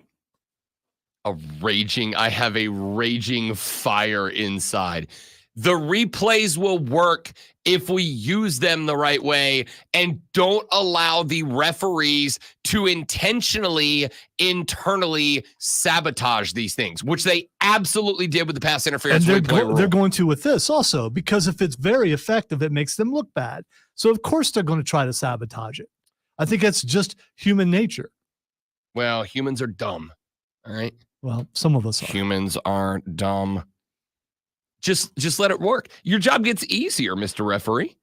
You don't have to ever worry about walking to your car in the parking lot of the Meadowlands to see if Tony Soprano's out there waiting for you because he had $1,000 on the over and you cost the G-Man a first down. Just let the tech decide. That, by the way, is the reason why it's not going to happen. Why? Because of betting and other things. If Don't put this on gamblers. If suddenly gambling goes down and they start losing that money, which they are embracing because of this installation of this technology, suddenly this technology will go away. Because as you've said many times and accurately, it's about the money. And if this makes the money go down, which it could, if you take out the human error, it definitely could go down. No. Game's still a game. You can still bet on either side of the line. You can still bet over, under. You can still bet cover or not cover. You can still bet props and parlays and spreads. Nothing changes. If Johnny the Bull starts struggling, it's out. Right. No, what I'm telling you is they won't. You can still bet on both sides. It's not like suddenly, if they replay first downs now, every gambler. No. Remember, the goal is to get 50% of the money on one side and 50% of the money on the other. It just means that if you want to know what Rob's sign language for bless your heart is, you should watch when he does this thing. I just caught myself. I was like, I don't do this until I'm very frustrated. And I'm very frustrated with you. We like errors, people. We like when calls are bad. We think it's fun when calls are bad. I do not. I want the games called correctly. I want the games to be determined by the athletes, not the whistles. You want the game to be determined by the whistles. I'm guessing the robot would go to break when they hear the music. I'm just saying. We go to the second 5 games of the Carolina Panthers schedule when we come back on the Rob Brown Show in the Fan Upstate.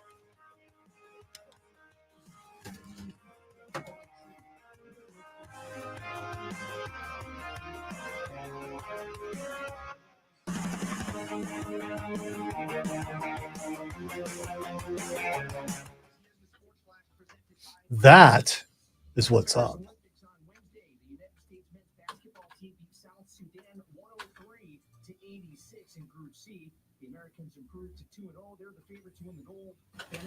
That's what's up.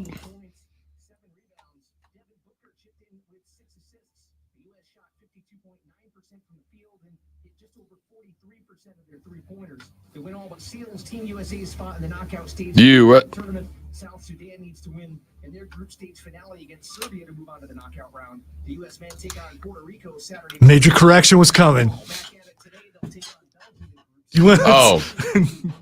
Well, I thought he was talking about. That's wrong. Okay, it's not. I thought he was talking about soccer, and I'm like,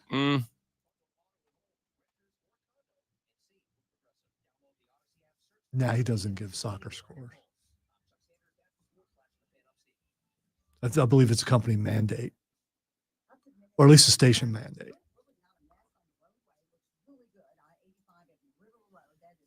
River.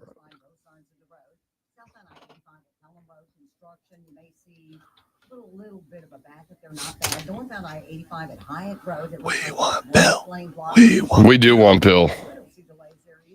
From the News Talk 98.9 WRD Traffic Center, I'm I am going with the opening dance number was so much fun. It was so much fun. So much fun. Here's my favorite cameo. Fair. Because it's an exact recreation of what he did in another movie without claws. It's like, is that? No, it is. Cool. Chair popped in a theater by myself when the mask went on. I was like,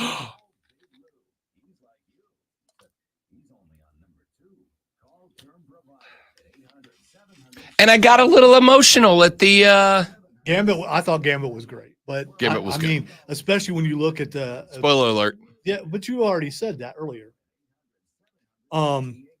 When he was using the staff and other things he was doing with the kinetic powers, it was really cool.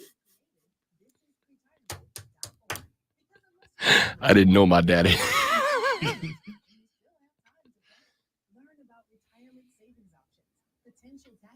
So are you okay with him as an actor doing what he did and how accurate the costume was? Yeah, the costume looked great. Yeah. So it's hard to you're trying to figure out, is he playing this serious or not? But he did a great job.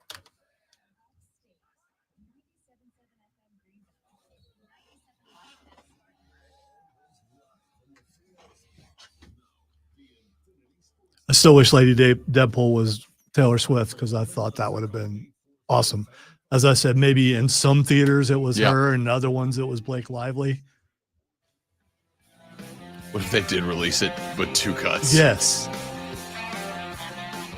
So we're walking through the schedule of the Carolina Panthers going game by game. We did the first 5 games a few segments ago.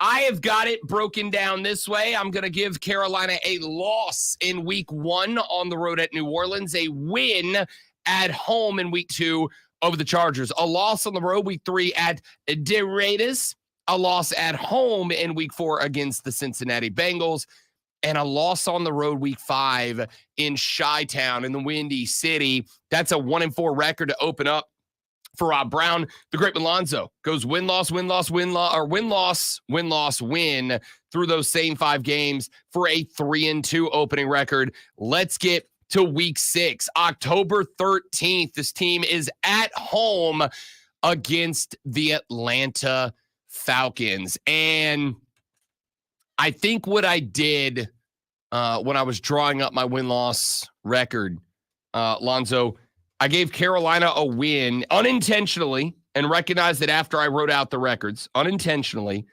I gave Carolina the win in every NFC South home game and a loss on every NFC South away game. Now, what's interesting about this one is that I could say Atlanta didn't really have a home field advantage. Atlanta sold out their season tickets this offseason. The Dirty Birds are pumped for Michael Penix Jr. and Kirky. Yeah, I think it's just for Kirk. I don't think it's for. Yeah, okay, fine. You got to throw that in there. I thought it wasn't a controversy, and that guy wasn't going to see the field. So why would they buy tickets to see a guy sitting on the bench? Unless 62-year-old Kirk Cousin can't finish the season, in which case he will see the field. We'll find out. I'm back and forth on this one. I'm going to give this one at the house. I'm going to give it to Charlotte. I'm going to give it to Carolina. I'm going to put win number 2 in week number 6 against Atlanta, Alonzo. I think they're going to struggle against Atlanta. Atlanta has been a quarterback away. I think they have found their quarterback. They may only achieve mid, but it's better than what they've been doing. And so I'm going with Atlanta to win this game. All right. So we still disagree. We have one result in common. We both think they lose to the Bengals. We are opposite on every other game. Let's go to week 7. The Washington Commanders. Bum, bum, bum, bum, bum, bum, bum. This one up in Washington, D.C. Jaden Daniels going to be under center for the Commanders at this point. Keep it a buck. I think Dan Quinn's one of those guys that I think is the illustration of the Peter principle, right? If you are good at a job, you will get promoted, and everybody gets promoted one level ahead of their competency. I think that's Dan Quinn. Really good defense coordinator. Just don't know about it as an HC. I know he took Atlanta to the playoffs, but that was kind of the holdover, and it was a bit of a fall off after that. Jaden Daniels is going to be an absolute star, but there's a lot lacking for DC. I'm going to chalk this up as a road victory for Carolina at the Commanders. Every time you say that about one level above their guy, I'm worried they're finally going to figure it out for me. But they haven't so far. They're going to win against Washington. I do. Rookie quarterback. I do not think Washington's got it together. They're still. I mean, are there still players there from the old regime? I'm guessing there were, and I just don't trust Washington. I don't trust Dan Quinn. I think Jaden Daniels is a star. They brought over Austin Eckler as the starting running back. Terry McLaurin is a good wide receiver. Zach Ertz is the tight end. It's not a bad squad. Terry McLaurin's out of wide receiver U. Wide receiver U. Y'all want to guess where Terry went to school? Terry! By the way. Back it up, Terry! By the way, fight me over it. You can't the last couple of years. I don't know why I'd fight you. Half my freaking receiving core and defensive backfield is Buckeyes down in New Orleans. Exactly. Like New Orleans is just Ohio State South. Ohio State with a funny accent at this point. I do think Carolina wins that game against the Washington Commanders. We agreed on another one. We have agreed on 2. Look at us. So far, let's keep going. Let's go to week number 8. The Denver Broncos on the road. We're going mile high. You boys have won a game. You win another one, that's 2. They call that a streak. Give me a streak. Give me a 3-game win streak. They are going to the mile high. They are knocking off Shawnee Pepe and his Broncos. Carolina wins their 3rd in a row. I do think the Broncos are going to be better this year after getting rid of dead weight. But they're not going to win this game. Panthers win. Panthers win. All right. So as it stands through week number 8, I have got 4 and 4, 500 through 8. You'll take a 500 season if you're Carolina. You'd be ecstatic about a 500 season, right? Definitely an improvement over last year. Lonzo's got him at 5 and 3. Week number 9, you're back to the house. Another NFC South rivalry game. The New Orleans Saints come to Charlotte, North Carolina on November 3rd to put the hair up and square up with the Panthers. Lonzo, I'm going to give man. It's real hard to say a 4-game winning streak for Carolina. We both. Well, I'm like at the the Vegas level, aren't I? I thought 5 games. Wasn't it 5 games that they haven't projected? Correct. And you have them at 5. Their win Yeah, total so- right now is at 5.5. So in order to go with so I could say a tie. And keep in mind, we're in week 9. Yeah, We're halfway. yeah. But I'm going to. Are we being too optimistic right now? I'm always optimistic. That's my problem. But I realistically, when you play the South, you can beat anybody. Any team can beat anybody until somebody decides to take that step and stand out more than one game above the rest. And I'm going to say Carolina sweeps them. It could go either way, but I just wanted to see that look on your face.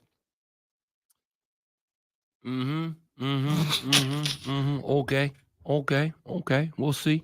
We'll see how this goes. We're going to find out if Canales' coaching and his magic with quarterbacks has worked at this point. If I Bryce, think you'll know by now. if Bryce Young's feet are steady on the ground and the offensive line is improved, who's New Orleans got? Derek Carr, future Hall of Famer. Okay, Chase Maybe- Young. all right. Chase Young. All right, I will. The only way I would change it is if Spencer Rattler was starting. All right, hang on. I do not trust Hang Derek on Carr. just a gosh darn I second. just don't trust him. The guy that I pointed out to you yesterday. He looks like he's about to cry all the time. You can't trust people like that. No, it looks like he's got on guy liner, and it's a hell of a look. All right, Is it? it's a hell of a Well, look. you should start doing it, It's the especially same- during I'll tell you football what, season. I'll tell Every Friday is Guy Liner Friday for Rob Brown. Say I won't. Say I won't. If Derek Carr goes out there and wins me like 4 of the first 5, because we got the Panthers, the Cowboys, the Eagles, the Falcons, and the Chiefs. All right, you do that. Then We come out of that 4-1. I will do Guy Liner Friday the rest of the season. Then afterwards, we go to karaoke bar so you can do some Green Day. Okay. Don't want to be an American idiot. Of course you would pick that song, wouldn't you? It's a banger. What do you want? Uh-huh. That song slaps, dude. Uh-huh. That song slaps. All right. Wake me up when September comes. Or Ends. September ends. Yeah, because then we'll finally be back to work. Anyway. Finally, week 10 as we go 5 games at a time through the schedule. Week number 10, Munich, Deutschland, Germany, when the New York football giant, the G-Men of New York City, they're going over to Germany. They're going to have some beers, some sauerkraut, maybe a little schnitzel, and then they're going to play a little football between the New York Giants and the Carolina Panthers. All I got to say is, man, this is a hard season to pick for the Panthers because they're playing a bunch of bad teams.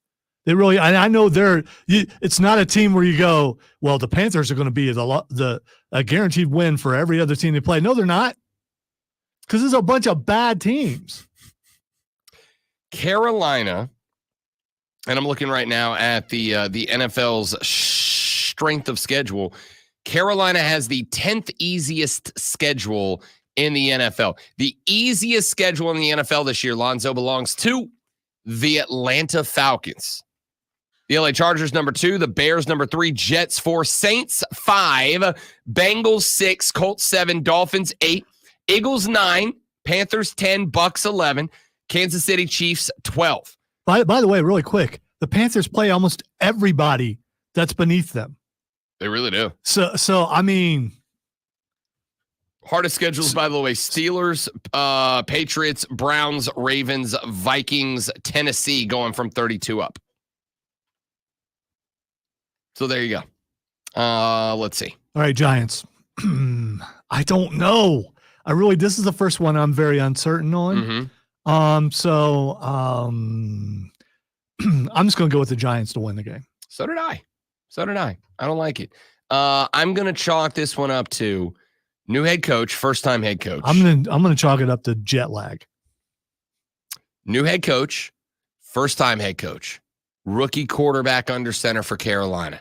A lot of new guys. This is a big, big ask to come off of an NFC South rivalry game, immediately get on a plane, fly 35% of the way around the world to Munich, Germany, and then play a team that is, let's be real, everyone in that building in New Jersey is fighting for their lives this year. Danny Dimes fighting for his life. Wide receiver core fighting for their lives. Shine, GM, fighting for his life. Everybody up there is fighting for their life this year.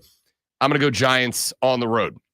And that brings us to week 11. That brings us to the bye. So through 10 games, I've got this team at 5-5.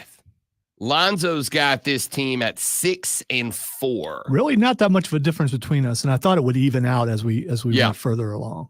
Interesting. So I'm optimistic, but not as optimistic as previously reported. We told you earlier, Carolina's win-loss total in Vegas is now set at 5.5, but also it's 5.5 with the juice. That means the money you got to pay to take the easier bet to the over. So not only is it set, moved up a game, but actually Vegas believes the over is the right play. I want to say the last I looked at it was like minus 160 so to the over. That means I'm doing well then, right? What it means is that Vegas thinks this team's getting to 7 wins. 7 wins. I think they think 6 is the right play. I would not be shocked if at some point between here and kickoff, I wouldn't be shocked if that number goes up to 6.5 or the juice ends up going higher than that.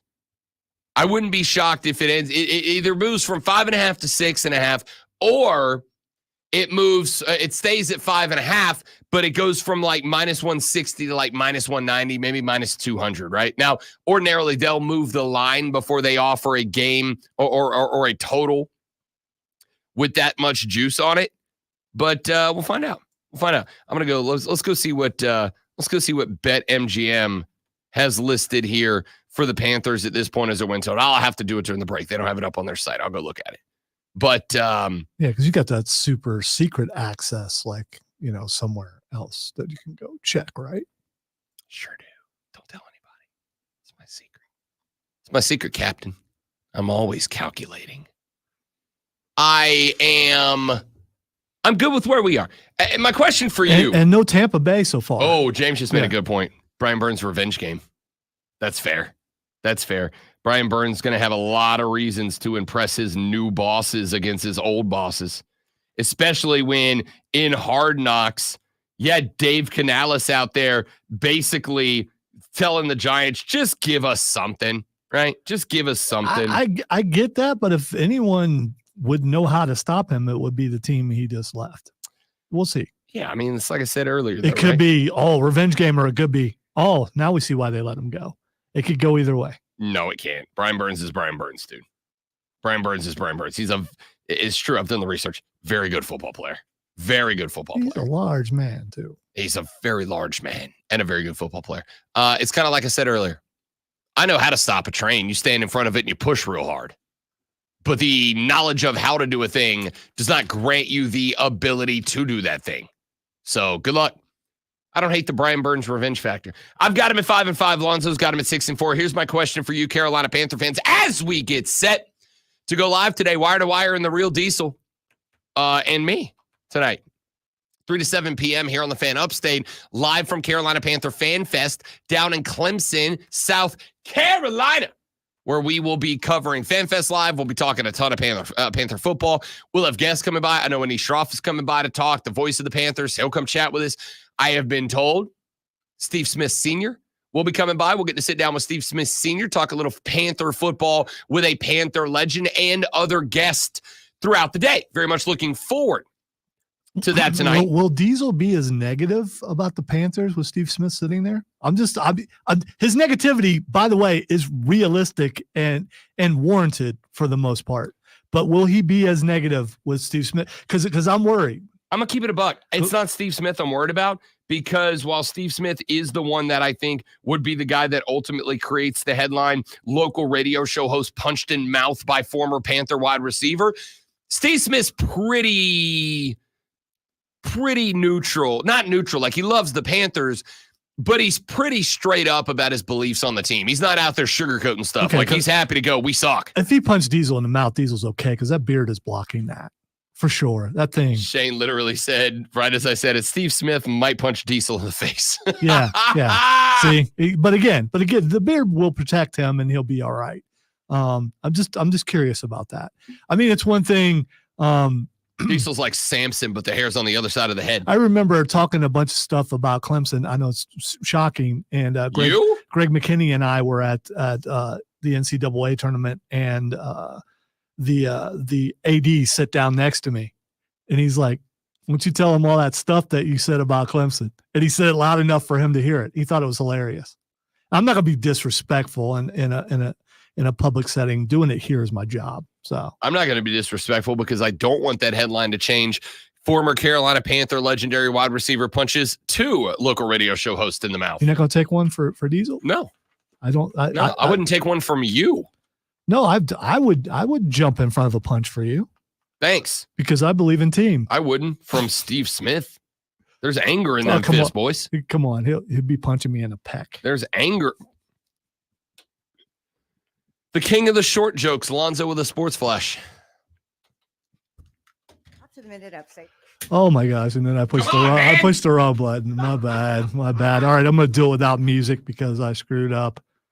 Just because Rob laughing makes me laugh. U.S. swimmer Katie Ledecky won her 8th Olympic gold medal and 12th overall medal with a dominant victory in the 1,500 meter freestyle swimming's longest event of the games. The win ties Ledecky with Dara Torres, Natalie Coughlin, and Jenny Thompson for most medals ever by a swimmer. Ledecky finished by setting an Olympic record. The Atlanta Braves grabbed a series win over Milwaukee. 6-2 was that win. Chris Sale gave up 6 hits and 2 runs over 5.2 innings, but Pierce Johnson was credited with his 4th win with 1.1 innings of one-hit baseball. The Braves recorded 8 hits, including Matt Olson and Travis d'Arnaud, hitting back-to-back home runs twice in the game. Make sure you tune in this afternoon from 3 to 7 p.m. as Wire to Wire comes to you live from Panther Fan Fest. Diesel and special guest Rob Brown will talk with Panthers players and coaches about the upcoming season. That's tonight, or this afternoon rather, from 3 to 7. Wow.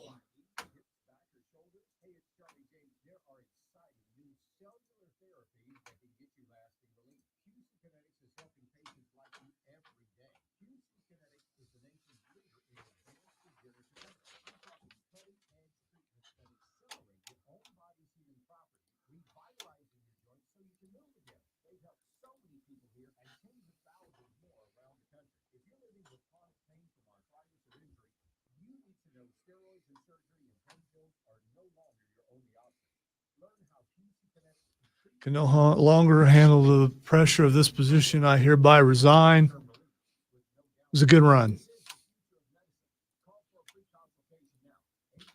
I pushed the right button. I just had the wrong thing in it.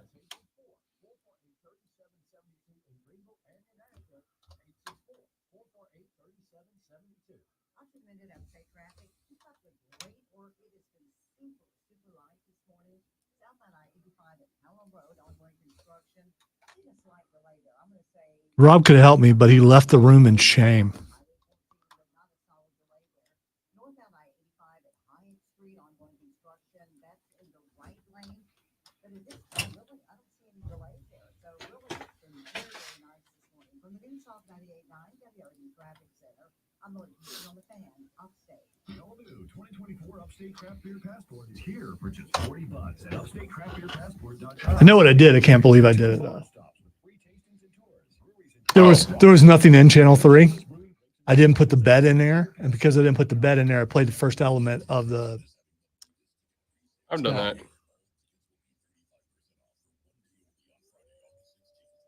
Yeah, but I should be better than that.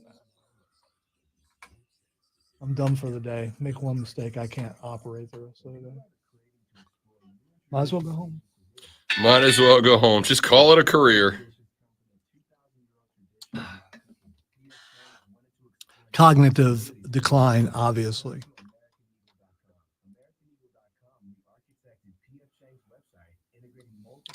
No, I guess it's not, because I understand the mistake I made. There you go. Yeah, so But if I get called to the office, I'm going to talk about human error, and it will be agreed upon. You didn't do anything wrong. Yeah, It's human error. it will be agreed Human upon error's that it great. absolutely was my fault. So, I mean, Human error.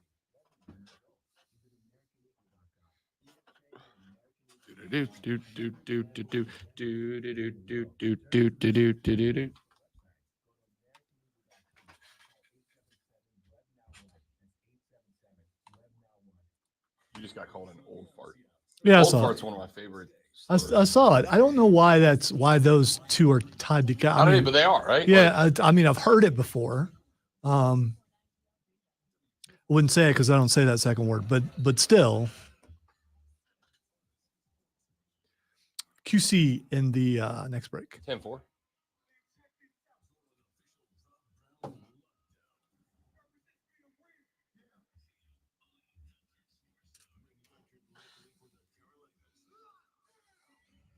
It's taken me this long to embrace my weirdness, though. I have to realize that I'm not normal.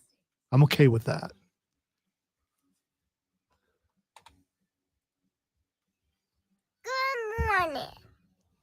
Hey, Big Daddy, how you doing? Real good, Corey LaJoy. Thanks for asking, bud. Welcome back to Rob Brown Show on your radio. It is the Fan Upstate. Howdy, y'all. Great to be with you. Hope everybody is just exceptionally well this AM. Hope that you are just living your best life. All right. Saturday, both the Great One and I will be living our best lives. I will be over in the wonderful city of Atlanta, Georgia. I will be over there doing a little bachelor party weekend. Little brother put together a wonderful weekend. Looking very much forward to it. Lonzo will be in Columbia, South Carolina, because coming up on Saturday evening is the South Carolina Broadcasters Association's annual Star Awards. That is the awards ceremony for broadcasters by broadcasters, where we all pat each other on the back and tell each other how incredible we are. And we're all right when we do so. Lonzo and I, up for a station record 3 combined Star Awards this year. We are up for Best Sports Talk Show in the state of South Carolina. Lonzo and I are up for Best Morning Show Team. Actually, it's personality or team in the in South Carolina. Because personality should come before the team, obviously. How you think I got here? And then I will obviously receive my second place award to for Sports Broadcaster of the Year. Yeah. Stay tuned to the social media. I will try to, unless I'm crestfallen, let everyone know. Crestfallen. Yeah, which could happen if I end up having to carry 4 second place trophies home, but actually one of them I won't get to hold, but nah, we're really excited about it. I am still a little concerned about being going up on that stage by myself, but I don't have to talk, so just got to make sure I don't fall, accept the award, which is really going to be awkward, and then I'm going to walk off and get it. Here's the only problem I have: taking the picture for your singular award, and I'm not you. You take the hell out of that picture. Yeah, the other things, it's a team thing, but that one, that's just you. I mean, so what do I do with that? To say no picture? Just have them take a picture of the. If you win, though, I'm going to act like I'm you for sure. We did get an email from Harper yesterday after the show was over. He wrote me. He's like, "Yeah, I can probably get you the fat head." I was like, Told a couple other people about that, and they thought it was hilarious, and they thought I absolutely would do it because I would. Oh, for sure. But here's the thing: if you were to do that, I'm going to have to make Will come up on the stage and carry the picture, because just have him hold it in front of his own face. Yeah, I would do that. He'll do it, and because they give you awards and a trophy, and I only got 2 hands, so I don't want to drop the important things. I want you to know I'm working on it. Now, I yesterday ran out of a bunch of time. Not ran out of time. Well, I did run out of time for that particular task that I was hoping to accomplish. By the way, Harper, thank you very much for reaching out, bud. It was spectacular. We appreciate it. I ran out of time yesterday because yesterday afternoon, and this was pretty rad. Yesterday afternoon, our buddy Drew Ingraham, the assistant athletic director over at FU 1-time, FU 2-time, F2 3 times Furman University, called me. He goes, hey, man, I am about to go take a tour of the renovations of Timmons Arena. Would you like to come by and see it? I was like, yeah, for sure, man. They are doing millions of dollars worth of renovation work to Timmons Arena. And yesterday, though, I got to go in there and check it out. It's gonna be badass. I do believe I was there when it first got built. When was that? Long time ago. I have to look, and I know there was something, I believe, on the campus that I was over there for. Obviously 20 something years ago, I believe. Were you trying to get into some classes? I was there on assignment. Taking like an art history class? There on assignment. I got to take a tour yesterday. Very good, like a bunch of cool stuff going on. Number one, so they are transforming it. It is going to be a 360-degree arena. Yeah, there will be fans all the way around. Number two, and this I love, they're putting boxes, like luxury boxes and everything, but the boxes and everything. By the way, it's 27 years old. You were 27 years old? No, it's 27 Timmons years is, and I've been here 27 years. So you were 27 years ago. Maybe I was. No, I wasn't. I was like 29, but still. Close enough. It's going to be a wraparound arena. There's going to be a walk concourse that goes all the way around and then seats up to it. But here's the part I think is going to be great. The seats are like vertical. They're on the court. It is going to be an intimidating place for teams to come visit and play basketball because the seats are on the court, right? Like they took me on the tour, got to go up to where the luxury boxes are getting built up. I was in one of the boxes. Dude, you're like over the scorer's table. Like you can look down at the scorer's table. It's wild. That's going to be a scary place for people to go play basketball games against FU, and I can't wait to see it. It's going to be a beautiful arena. So I did a tour, and they allowed me to take some pictures of the arena, and I will be posting those next week. We're going to have Drew on to talk a little bit about what they're doing, talk a little bit about the upgrades to Timmons Arena, talk a little bit about what they see that building looking like down the line, and I'm stoked, man. That's going to be one of the best college basketball arenas that you'll ever go watch a game in. I'm stoked to see it when it is done. So we'll see how that plays out. We'll see how it finishes up. They are set to open and be ready for basketball season next year. The Dins playing their hoops at the Well this year. They'll be playing downtown at the Bon Secours Wellness Arena this year while they finish up Timmons Arena. So next season, we'll kick off basketball season in the new, improved, updated Timmons Arena. It's going to be spectacular. So we'll have Drew on next week. We'll talk a little bit about that when we get there. By the way, if you are tuning in for Rashad Beard in 30 minutes, unfortunately, no Rashad Beard in 30 minutes. He has got called into his actual office job and can't make it today. We will get him lined up on the show next week since I am out tomorrow. I love you tomorrow. Lonzo, who was the best athlete so far of the 21st century? Who's the best athlete of the first quarter of the century? You mean overall athlete, like in the world? Yep. The best athlete of the 21st century to date. Ryan Reynolds. I'm not going to push back on that. I accept. I saw it yesterday. It was glorious. It was everything I hoped it would be. I loved it. All right. The answer, according to ESPN, the number one ranked athlete of the 21st century, Lonzo, they say is Michael Phelps. 28-time Olympic medalist, 23 of them gold, most medals at a single Olympics when he won 8 in 2008 in Beijing. 8 gold medals, more than any athlete in a single Olympics, while breaking world records in 7 of those 8 races. Eventually won 23 Olympic golds, became the most decorated Olympian of all time, effectively unbeatable.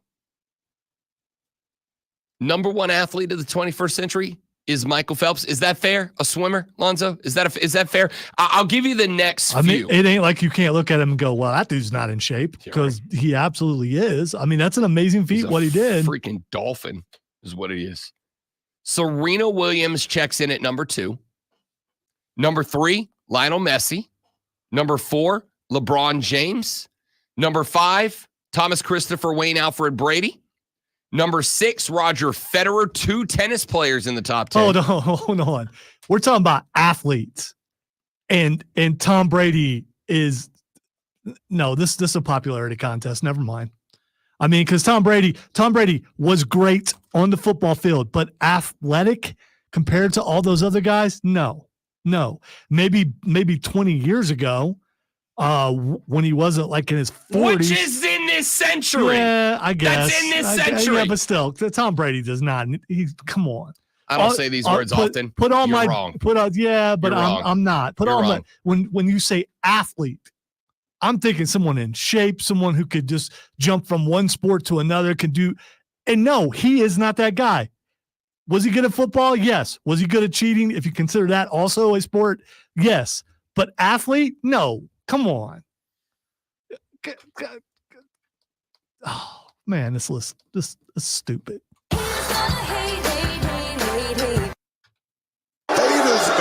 The haters.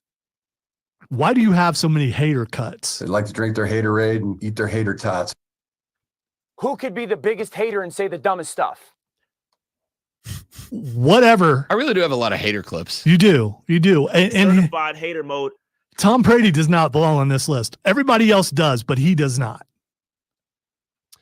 Yes, ladies and gentlemen, the guy who has a fistful of Super Bowl rings. Yeah, but you said that's not the important thing. Sorry. And we're talking about athletes. A fistful of Super Bowl rings and needs the other hand for the other 2. Okay, anyway, we're talking about athletes. We're talking about athletics. So no Patrick Mahomes on this list. That's fine. No, that's fine too. No, it's not. Yeah, it is, because No, we're it's talking not. about athletes. All those other people are specimens. Mm-hmm. They are. If you line them up, if you were saying, "Hey, aliens, here's what the best looking human beings are," here they are. You wouldn't put Dimple Chin in there with his no.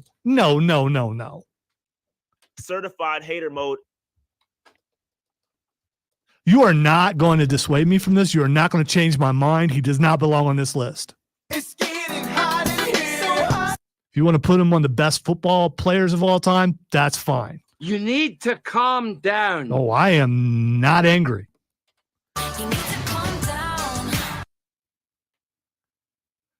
That is not real. Yeah, the list for sure. Yeah, it's I am. I was there for everything. Some things a little more questionable than others as far as order goes. But as soon as you said that name, I'm like, come on, dude. Tom Brady, number 5. Roger Federer, number 6. Simone Biles checks in at number 7. Tiger Woods, number 8. God, can't put Tiger Woods on the list. He just plays golf. You can't. You can't. Because can't put Tiger no, Woods these up are there. athletes. Not. I mean, when I think athlete, I think specimens. Tiger Woods, not one of those. Tiger Woods was absolutely a specimen. Absolutely. Usain Bolt, number 9. Kobe Bryant, number 10. Novak Djokovic, number 11. Rafael Nadal, number 12. Ooh. Novi and Rafi. Cristiano Ronaldo, 13. Oh, Steph Curry, number 14 on the list. Katie Ledecky, 15. Tim Duncan, 16. Shaq Daddy, 17. Patty Mahomes, 18. Doesn't deserve to be on this list, though. He doesn't. We're talking about athletes. We're not talking about athletic feats. We're talking about athletes. We're talking about. I mean, I need to know what the criteria for this list is. What did they say? How they compiled it? Let's see. I'll go look. Why not? You mean you don't already know, Mr. Science Guy? I was just going with an ESPN list here. All right. They said ranking the top 100 most accomplished athletes. Okay, see, that's different. That's not what you said. I didn't read the article. I just started reading the list. All right. So strike headline. everything I just said. because human error came into play here, and someone didn't read the thing entirely. So I went on the information that I was given. I apologize, Tom Brady. The list headline is ranking the top 100 professional athletes since 2000. They say ranking the top 100 most accomplished athletes since 2000 wasn't quite so easy after all, but it sure was fun. End quote. They did this, let's see, 25 years ago, ESPN Sports Century Project ranked the top 100 North American athletes of the 20th century. Michael Jordan came in first, followed by Babe Ruth, Muhammad Ali, Jim Brown, and Wayne Gretzky. Ruth should have been number one, but hey, I'm a baseball writer, writes whatever dork that wrote that sentence. Babe Ruth wasn't even the best athlete of Babe Ruth's day. You kidding me? Get out of here with that. That's weak. He said we also ranked a horse. Secretariat came in at number 35. Let's see here. Are you not going to complain about the horse being on the list? No, Secretariat was absolutely a beast. I just think horse racing is stupid. Was he a great athlete among the other horse Amongst athletes? all the horse athletes? Yeah. Did he? Yeah. Okay. I mean, of all the horse athletes, he was the best horse athlete. Okay. All right. I've been called a part of a horse before. You were thinking I was for the last 10 minutes, at least. I'm still going to say the list. Even if we just went greatest athletes, I'm good with the list. All right. I'm good with the list. The accomplishment part, if that was said at the beginning of the thing, then I would have had nothing to say. Lewis Hamilton, number 19. Aaron Donald, number 20. Diana Taurasi, 21. Sidney Crosby, 22. KG, Kevin Garnett, 23. Albert Pujols, 24. Floyd Mayweather, 25. Say Hey Pepe, Peyton Manning, 26. Randy Moss, 27. Nikola Jokic, 28. A little low. Little low. Let's check it out in 10 years. And then he'll be higher up on the list probably after he wins like 4 or 5 more MVPs. Michael Schumacher, 29. Mike Trout, number 30. Wait. Again, accomplishment. I got to stop myself. Accomplishment. Yes, Michael Schumacher should be on there for accomplishment. You coming after the racing guys now? They're not athletes. At first, I thought he was a jockey, and then I remembered he wasn't. Mike Trout, 30. Clayton Kershaw, 31. Clayton Kershaw, last night, did not strike out a batter, which ended the longest consecutive streak of games with at least one strikeout at 423 games. His streak of games where he struck out at least one batter dates back to 2008. I'm good with him being on this list. Brazilian soccer player Marta at 32. Miggy Cabrera, 33. Tamika Catchings at 34. D. Wade, 35. Maya Moore, 36. Ichiro Suzuki, 37. Barry Bonds at 38. Interesting. KD, 39. Verlander, 40. Dirk at 4. Dirk is not 41. Dirk's got to be at like 25, man. Dirk was a goat. Giannis Antetokounmpo, 42. A-Rod, 43. Michaela Schifrin, 44. David Big Papi Ortiz, 45. Max Scherzer, 46. Jimmy Johnson, 47. Thierry Henry, 48. Jimmy Johnson, the racer, not the... Correct. Okay. Not the coach. Okay. Thierry Henry, 48. Ayatana Bonmati, 49. Zinedine Zidane, number 50. So there's your top 50 athletes of the century so far, presented by ESPN, but not Lonzo. He doesn't like the list at all. Again, if the host would have read it correctly. My man played till he was 100. Of course he's a great athlete. We'll take a look at the next 5 Panther games when we come back on the Rob Brown Show on the Fan Upstate. QC. All right, guys, quick read. We're coming back. Stay right there for me, please, and thank you.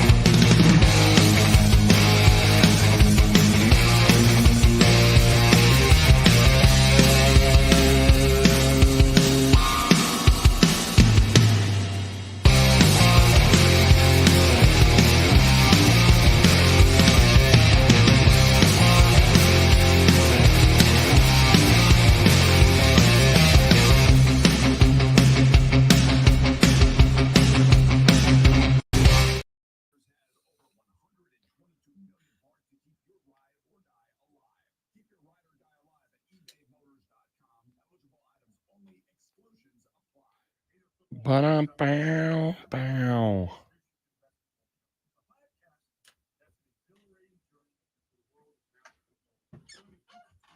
Exhilarating.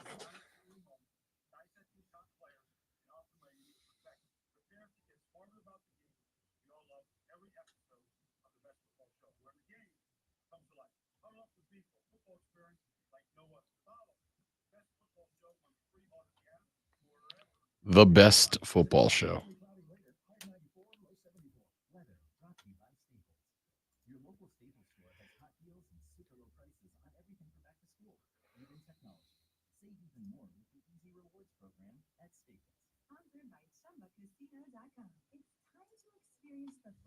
That was Michael Phelps they were showing. Yes, it was.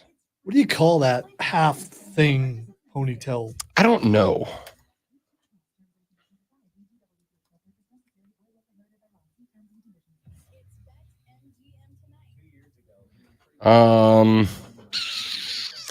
New life. An undercut ponytail. Okay. I know what the undercut is because I get undercuts when I grow my hair long.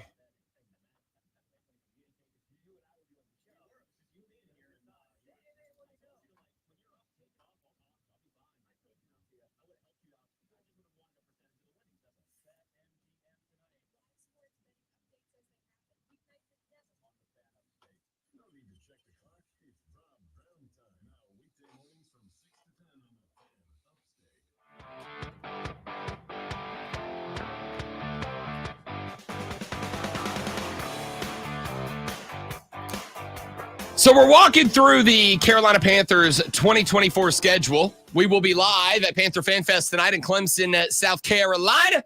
The Real Diesel and I will be doing wire to wire with Cole Bryson and Diesel without Cole Bryson with Rob Brown this evening from Panther Fan Fest. We have got a bunch of stuff coming up for you. Steve Smith Sr. going to join the show. Anish Sharaff, the voice of the Panthers, will join the show.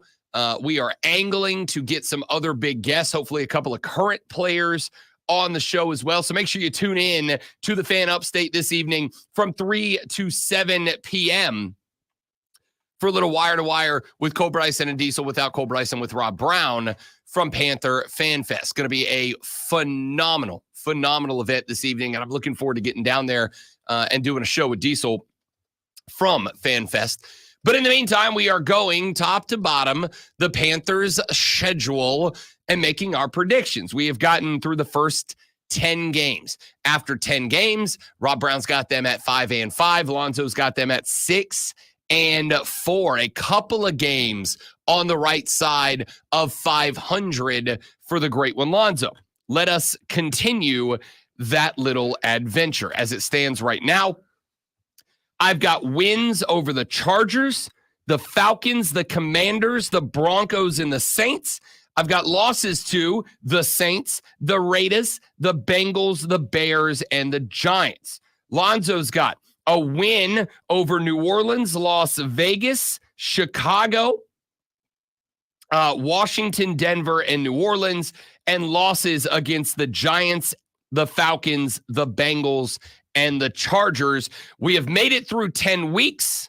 Let's finish up this hour by rolling through the end of the schedule. We begin with week 11. That is the bye week for the Panthers. We roll on to week 12, November 24th. That is when the Carolina Panthers will take on Lonzo's Kansas City Chiefs. That game is at home. Patty Mahomes and Mr. Taylor Swift coming to Charlotte for this one, Lonzo. By the way, have you seen the college player who looks and acts just like Patrick Mahomes? Mm-mm. You need to look at, I think, was it Nebraska or Oklahoma? I can't believe one. I can't remember which one. Yeah, it was in the news a bunch yesterday. He showed up to camp, same hair, same everything, and said he wants to model his game, which is not a bad thing. Model his game after That's Kansas respectful. City. Yeah. So I said all that because his game is not going to be close. Chiefs, obviously. Yeah, Chiefs, obviously. I'm going to agree with that. So that's going to bring 5-6 for me, 6-5 for Lonzo. I don't think we need to spend a ton of time on that one, right? Like, we know how that's going to go. Yeah, we do. Week 13. Wait, was that game is in? That game's in Charlotte. We got to go. Yeah, but it's going to be, unless we get passes, that actually will be a game it will be hard to go to probably. You're not wrong. You're not wrong. That might be a game we put in for credentials. Not going to lie. Week 13, December 1st, the Tampa Bay Buccaneers visit Charlotte, North Carolina. It is the first of a pair of matchups with the Bucs in a 5-week span. December 1st, 4:05 p.m., the Buccaneers visiting Charlotte. Great one. I don't believe in Tampa Bay this year. I believe in Baker Mayfield, but I don't believe in the Tampa Bay Buccaneers. I'm actually going to give the Carolina Panthers the dub at the house over Tampa. That moves them to 6-6 for me. We got a 500 ball club. All right, I'm going to give the Panthers a loss here just because of Canales' knowledge of Tampa Bay. I think it's going to hurt them in the first game, not necessarily the second game, but the first game. I think it's going to it's going to hurt them, and Carolina will win the game against. You said you were going to. I thought you were going to give Carolina the L. You're going to give Carolina I'm the giving W. Carolina the win here. Okay. I'm not in the next game. Week 14, up to the city of brotherly love on December 8th at 1 PM when the Panthers take no primetime games for Carolina this year, by the way. They don't deserve them. I mean, you can't be critical of it. The fact that they were the worst team in the league last year, they don't deserve it. That's fair. Hand them the L here. I'm giving them the L to Philly. If this was in Carolina, I'd have to think about it. Honestly, I'd probably still hand them the L because this football team's pretty good. Now, is Jalen Hurts him? I don't know. A lot of questions to be answered this year, but I'm going to go ahead and hand the L to the Cats against the Eagles. I mean, how much of a loss will Kelsey be from a leadership standpoint? It won't be such a loss that will help them lose to Carolina. Carolina will lose this game for sure. For sure. We go to week 15. This is December 15th. The Dallas Cowboys come back to Arlington Stadium, Carolina edition. There's going to be a lot of silver and blue in that stadium. Unfortunately, there's going to be a star affixed to most of it, I think. I've never worried about Dallas in the regular season. Dallas is good in the regular season. They will be again here. Stick another L on the Cats. I hope Cole's back in the United States so he can hear me say Dallas is the kings of mid, but they're going to be better than Carolina. Correct. Yeah. Could not agree more. Week 16, the Cats come back to the house, the bank, invaded by Kyler Murray in the battle of short king QBs. Let's just get it out there before Lonzo giggles like a schoolgirl into the microphone. I'm back and forth. I'll give Carolina the win at the house over Arizona. I'm just curious who would run faster with the cell phone. I'm probably going to go with Kyler there, but not for the game. I'm going to go with Carolina to win the game. Week 17, as we roll to the end of the schedule, the Tampa Bay Buccaneers, December 29th. It is the second matchup against the Bucs in a 5-week period, this time down in sunny Central Florida. And I will give Carolina the L on the road. I basically, for the NFC South games, split them up. Carolina wins 3 at the house, lose 3 on the road. They take the road trip L to the Bucs, who may still be in NFC South contention and playing football at this point. Canales no longer factors into this game. Tampa Bay wins. Okay. And we wrap it up. Week 18. Do not have a time on this because obviously it will depend on playoff impact here. The Atlanta Falcons on the road are the Carolina Panthers to wrap up NFC South play in week 18. Gonna stick another L on this one. Great one. Yeah, at this point, Atlanta will have already won the division. And you know what? It might be resting their guys, but I'm going to go with Atlanta. Yeah, I factored that in. You might actually get to see the rookie at this point. I factored that in as this might be a good spot for Michael Penix to make his debut. It really might be a good spot for Michael Penix to make his debut here because I think I agree with you. I think Atlanta's got the division wrapped up going into week 18. Now, it is going to depend on Tampa. It would behoove Carolina to win against Atlanta. You can't factor this when you're putting a game together. But in the grand scheme of things, it would behoove Carolina to drop Tampa twice in those 2 games and take them out of the mix Because if Tampa's not contending with the Atlanta Falcons, Atlanta will have the NFC South wrapped up before week 18, not going into it. And if that ends up being the case, Atlanta might be on playoff prep rest. I'm still going to stick the L there, okay? Because you're going to get the starters for a minute, and I think Michael Penix Jr. is going to be just fine. So I'm going to stick the L there. Don't be shocked if I'm wrong about that one. Don't be shocked if I got that one wrong. So when it's all said and done, let's do this. Let's run to a break. When we come back, I'll tell you what the total's wrapped up to be. We'll tell you what the win-loss total is for the great one. The win-loss total is for Rob Brown. We'll go up and down the schedule, and we will ask you, are we being overly optimistic for Carolina here? I think it's a possibility. I do. I've been excited for this team since Dave Canales showed up. It's first hire I actually really like. But are we being overly optimistic, or are our predictions fair? We'll talk about that when we come back on the Rob Brown Show in the Fan Upstate. New life. All right, guys, one more and we're back. Stay right there for me.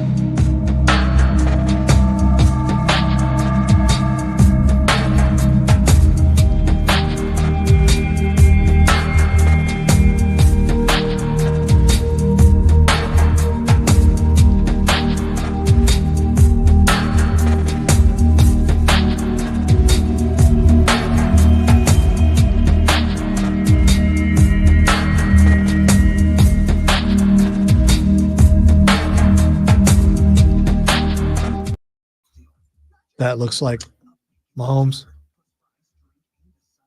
Oh, Dylan Raiola. Yeah. Okay. Have you seen his hair and stuff? I have now? not. Yeah, you should look it up.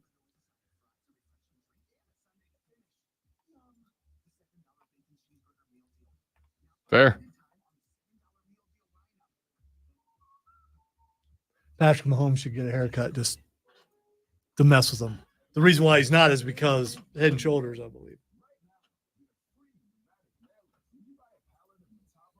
He's talked several times about cutting his hair, but I'm guessing the sponsor has something to do with why he hasn't.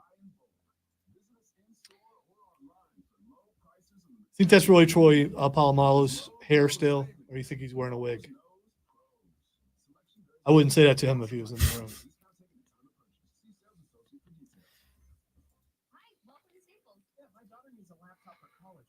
I'm trying to figure out if Rob even listened to anything I just said. I don't think he did. I think he just smiled and pretended like he heard me.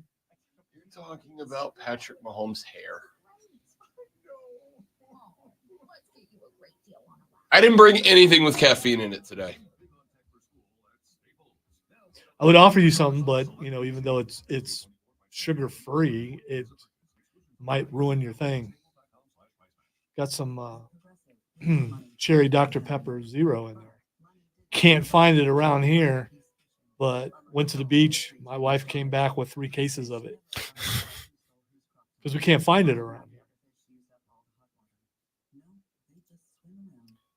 Next time you go to the Colt store, see if you see any for me. The Colt store. Yes. There's also someone complaining about them raising the hot dog prices there. No. You got to stop doing that thing. Dude, I'm fighting for my life right now. If you want to fight so we can wake you up, I can do that. I don't. I don't want to. If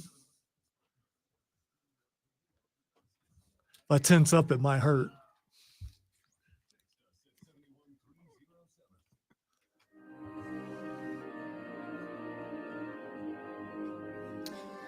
So Lonzo and I have walked through the schedule of the Carolina Panthers, and here is how we have got it turned out.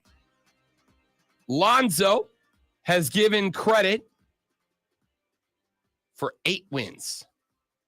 8 wins for the Carolina Panthers. That brings their total record to 8-9, according to the Great One. I've got them at 7-10. So here's my question. With an over-under win total this year set by Vegas that started at 4.5, gamblers jumped all over it. It ended up pushing that win total from 4.5 up to 5.5. I've got him at 7 wins. Lonzo's got him at 8 wins. Are we being overly optimistic right now?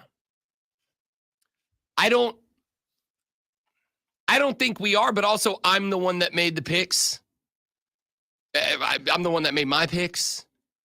I don't think we're being overly optimistic. I think this team's got all the potential laid right in front of it. I think all the potential is right there to be a very good football team. Yeah, I won't say very good. To be an average football team, which for this team, average would be a wonderful step up in quality from the past couple of years. I think it's got the weapons. Now, I am also going to say, Great One, this record is hinged on the assumption that Xavier Legette is going to step up. That'll be great, man. Because I think it's more about Bryce Young. I really do. If he can improve over last year, which there's a lot to improve, I think if his feet get right and he's able to complete more passes, I know how that sounds, but I also believe it's going to be a running team, and we'll see what they do there. I don't think this is on the defense; it's on the offense, and they have the potential to win as many games as either one of us said. They also have the potential to do the same thing they did last year. We just do not know. I think I was more optimistic last year. So, and I'm shocked that I picked them to have that many wins. But it's quality of opponent too. And as you pointed out, the 10th easiest schedule. I mean, 10th easiest. And as far as last year's win-loss totals, which is how we dictate strength of schedule, the other teams that are kind of in that market, in that range of the market, are all about the same, right? So you're looking at relatively middle of the pack when it comes to strength of schedule. I will say this. Obviously, a lot of it has to do with the growth and development of Bryce Young. Obviously, it's going to hinge on if he is more comfortable this year running the offense, if he's more comfortable in the pocket. All these things I agree with. But as I've said 1,000 times, and will 1,000 more, Bryce Young is not Tom Brady. Bryce Young is not a dude that can take a Wes Welker and turn him into a Pro Bowler. He's just not. Now, it's not to say he can't be that guy long term. We don't know that for sure. He hasn't had the time to do that. If he gets the time to do that, maybe he can be that guy. Maybe he can down the line for sure. Do I think he's doing it in year maybe we'll two? see that he's as good as Nicole thought he was. Do I think he's doing that in year two? No, I don't think he's there yet. And this is why I have said a lot of times so far, to sit here and pretend like a quarterback isn't made or broken by his weapons, to me, is frankly kind of silly. If you ask a quarterback to go out there and throw the football, my question always will be, who's he throwing to? Right? That is why I'm leaning on That'll be great, man. Xavier Legette to kind of be a dude. You made the move to go get this guy. You made the move to bring this guy in. You made the move to make him wide receiver number 1 down the line. You're allowing Adam Thielen, I think, to move back to his natural slot wide receiver position. You have set up for the talent that you have. You've set them all up. But I think you need a John Mingo growth year. I think you are asking on a rookie to step up and not be good, be great. I think you're asking for a rookie to step up and to be great in year number 1. And I don't know that I want to rely on that. So I will say this. By probably week 3 or 4, you will at that point play a couple of homers, a couple of roadies. I think we'll have a better idea of what the talent level around Bryce Young is going to shape up to be. It's got to be better than last year, all right? Just in terms of what he had to or not to work with last year, Bryce Young was working with an empty cupboard last year. Not just with an empty cupboard, but with an empty cupboard that was being coached and directed by a guy earlier in the season who just didn't get it, and by a coach later in the season that was asked to step into a dumpster fire inside of a slightly larger dumpster fire and do something with it, which that's not how it works. That's not how it works. So because of that, I feel like 7-10 is the best I can do. I can't get you to 8 wins. I can get you to 7. And I get you to 7 with the acknowledgement that if we don't see Keon Coleman jump up, if we don't see John Mingo take a step forward, if Adam Thielen ends up having to make his way back over to wide receiver 1 because nobody else can do it, I got bad news. I got bad news about where you're headed next. It'll be right back to the dunk tank, okay? It'll be right back to the dunk tank because what you're working with now, I'm not saying that it's a guarantee. It's absolutely not that they get to even 7 wins. I think 7 is me being about as optimistic as I can be. But I think it is going to be a lot of wide receiver growth to get there.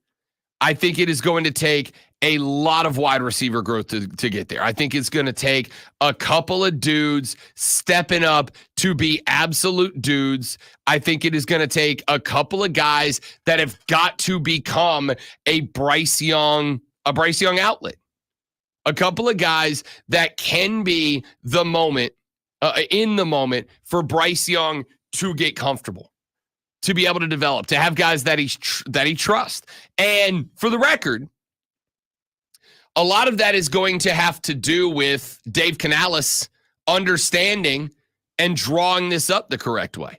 A lot of this is going to have to do with Dave Canales, as he's already said he's going to, finding the comfort level with Bryce Young, finding Bryce Young's comfort level, finding the things, the offense inside that Bryce Young is used to, is comfortable with, and developing that to Bryce Young. Zach popped into the stream chat, said they got to run the ball more to let Bryce be effective in the passing game, and the O-line has got to protect him more than last year when he got hit a lot. Well, what did the Panthers do in the offseason? I wish they would have done maybe a little bit more to add to the running back stable, right? You got Chuba Hubbard. You did go get John Brooks, but John Brooks is coming off of that ACL injury from last year. And so what John Brooks is going to be capable of, and maybe more importantly, when he'll be capable of it, is a big old fat question mark right now. I think John Brooks has got it in him. I'll tell you who I heard somebody use as a comp for John Brooks once, a comparative player, was Todd Gurley at the NFL level. And I really like that. I really like that comp. I think that's a good fit. But we don't know when he's available. We don't know when he's available, how he'll be available. Is he fully? Is he 100%? Is he a guy you got to protect, a guy you got to limit carries for? I don't know. I will say this. They added to the guard spots. Damian Lewis, Robert Hunt, both coming over, which to me was the weak spot last year on a bad offensive line. That was the bad part of a bad offensive line. So you addressed a couple of the needs. I still do think you have got to make sure that Bryce Young's comfortable in the offense and that Dave Canales is comfortable calling a game for Bryce Young that allows Bryce Young to be, and stay comfortable. You do those things, I think 7 wins is genuinely a realistic possibility. Lonzo, I don't think we're being overly optimistic here. I don't think so either. Zach also said, don't we have Miles Sanders and Rashid Penny? He retired yesterday. Rashad Penny retired. Sorry. He stepped away. Penny retired. So your running back depth chart right now, I think Chuba Hubbard's 1. I think Miles Sanders is 2. Here's the thing. We all saw what you overpaid Miles Sanders to do last year. Do I think Carolina made a bad decision bringing Miles Sanders in? No, I do not. Miles Sanders was a guy who was a Super Bowl caliber running back like a year before. All right. I don't have an issue with Carolina rolling the dice on Miles Sanders. But what I will have an issue with is not recognizing that it didn't work and going back to that Can't do that. Here's one thing about it. Chuba Hubbard was used to going through a ton of coaches, and Miles Sanders was not. I just want to believe that factored into it. That's fair. I think you've got to lean on the run game. I totally agree. I will tell you one thing that concerns me quite a bit. What concerns me quite a bit is you got to lean on the run game with a stable of running backs that are good but not great, right? Miles Sanders was disappointing. Chuba Hubbard is, I think, should probably, and we'll know tonight when we're live at Panther Fan Fest down in Clemson, Chuba Hubbard should be RB1. Do we disagree? Is that an agreement? Are we in agreement with that? Chuba Hubbard should be RB1 coming into the season? Every coach comes in and moves him back. Why is that? I don't know. I mean, does he not practice as hard as the other guys or something? When he gets in the game, he runs hard and he does a real good job, but it seems like coaches move him back when they take over the team. We know because there have been multiple coaches. So I don't know. I would think, yes, he should be number one, but we'll see. We will. I think he should be. I think he can be. I think he will be. We'll find out. But I think the biggest problem you bump into is you've got a necessity for the run game. I don't trust the running backs. And if the running backs can't do anything special this year, Bryce Young basically gets hung out to dry, man. Basically gets hung out to dry at that point. By the way, I do this daily, but stop listening to me phone, because now my top thing on X is Rashad Penny retired this week. Hasn't been on there since he retired. Suddenly we say it and it's up there. Whatever. Phone. I don't think there's much that I like more than watching Lonzo's constant fight against Tech. It's my favorite thing. It's the best. Hey, should I break news about Travis Kelce getting a 99 on Madden? It's what? It's him. It's Tyreek. Do you have a problem with it? No. Okay. All right. I mean, as the tight ends go, he's the only one. Kittle. Kansas City just threw up a thing on X about. I mean, giving him anything less would have been disrespectful. For Sports sure. Flash. Wow, look at you. With music this time, which makes it a lot better. The U.S. men's basketball team won their second group stage game, 103-86 over South Sudan, behind 18 points off the bench from Bam Adebayo and 14 from Kevin Durant. LeBron James recorded 12 with 7 rebounds and 5 assists. Jason Tatum played 17 minutes after not playing in game 1, while Joel Embiid saw no action. Steph Curry took the night off, going 0 for 6 beyond the arc and making one other is bad. Bench him forever. The U.S. women's soccer team has moved on to the quarterfinals with a 2-1 win over Australia behind goals from Trinity Rodman and Corbin Albert. The win sets up a knockout round matchup with Japan. And make sure you tune in this afternoon from 3 to 7 p.m. as Wire to Wire comes to you live from Panther Fan Fest. Diesel and special guest Rob Brown will talk with Panthers players and coaches about the upcoming season.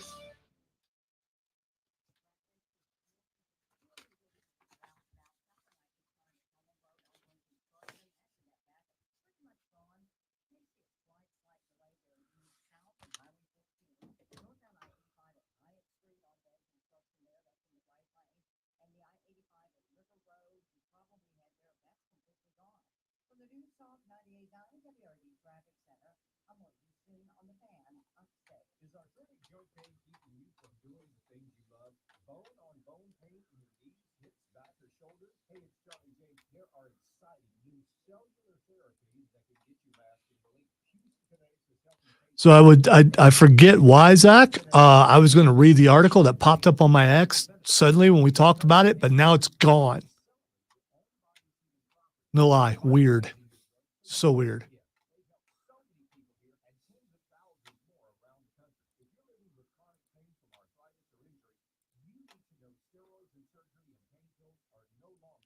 Is it the government? Is it robots? Or is it aliens? Or is it alien robots that rule our government? I don't know.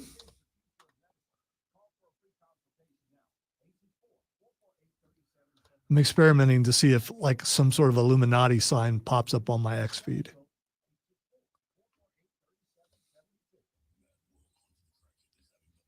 No, I had a ailment yesterday, so I was unable to go. I don't want to be specific about the ailment, but trust me, it's excusable. Or you would say, oh, okay.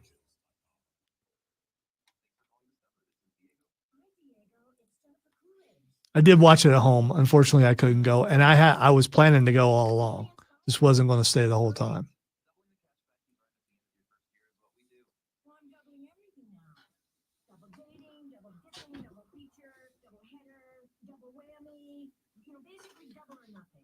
I feel especially guilty when we have someone from an organization on, and then, so I was going to go anyway.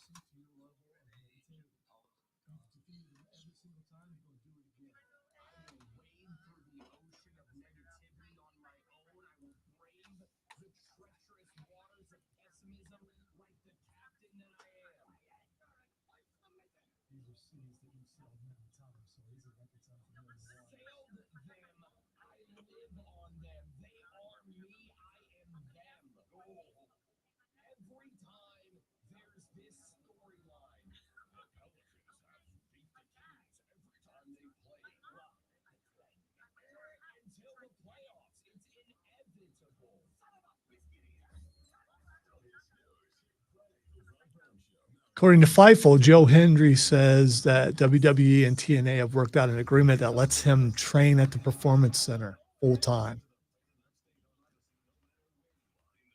Interesting. We already know that Shawn Michaels believes because he said he did. So We all believe, right? 100% in this room. 100% believing.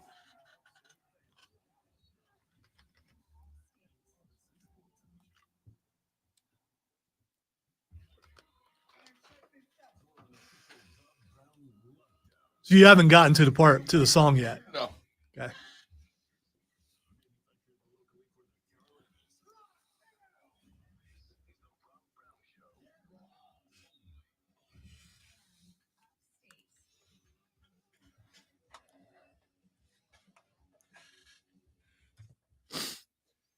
Final hour of the Rob Brown Show goes now. It is the fan upstate, Rob Brown, the great one, Lonzo, with you today. 844-326-3663. That is the number to join us on the Renewal by Anderson of the Carolinas fan phone, 844-326-3663. You can shoot us a text on our text line at 71307, 71307. Start your text with FAN, F-A-N, FAN, F-A-N. We'll read them on the air. Shoot us a tweet at The Rob Brown Show, at Lonzo on Word, at The Fan Upstate if you want to get to everybody. And I will remind you all that coming up, it is my Friday. Got to get down on Friday. You are correct. Rob Brown off tomorrow. I will be over in Atlanta, Georgia, a little bachelor party weekend with the fellas. So we are off tomorrow. I am off tomorrow. Lonzo's going to be here still. I won't be on the air. He will not be on the air. Not good enough. But I will be working. He will be here. He will be in the studio. So you can send him all the love and affection on Twitter that he can possibly handle, and then a little bit more. Rashad Beard, unfortunately, unable to make it today. He will rejoin us next week. He was good to go for tomorrow, but again, not here tomorrow. So we look forward to Carolina Panther Fan Appreciation Day tonight. Fan Fest. Which side are you sitting on? I believe that we will be doing the show live from Little John Coliseum. Oh, okay. They are putting us in the press box upstairs, so we'll be looking down over the fan festivities this evening, myself and the Real Diesel on the show. That'll be a good time. That'll be a lot of fun. So you get, as opposed to what your normal thing is. So you guys would be sitting in comfort while it's a hot day outside. Air conditioning, baby. Big fan. All right. Big fine. fan. So not out in the elements where you should be, amongst the people. We'll be walking over. So the show's obviously ending at 7. Practice starts at 6:30. It is open. If you have tickets, it is open. So I will walk over at 7 and go watch probably 45 minutes or so before I get on the road to Atlanta. I'll go get eyes on the team, and I will break down and diagnose with great extent Bryce Young's footwork, because that's what Lonzo cares about. You don't? No, I do quite a bit. I was going to say it's pretty important. I do quite a bit. I have been watching film, what's been made available, which is obviously not a ton. And obviously when it is put together by the Cats, you're going to get the best version. Yeah, they're not going to show the 5 interceptions. He didn't throw 5 interceptions, but if he did, they wouldn't show you that. Correct. So I will go get eyes on, and I will check out Bryce Young's footwork, and we'll see how it plays out. But I'm intrigued. Looking forward to that. We'll be live 3 to 7 on Wire to Wire with Cole Bryson and Diesel, without Cole Bryson with Diesel. Zoe, I am going to ask you for a favor here. And I know we are very early. I need you to cover for me for like 3 minutes. Can we do that?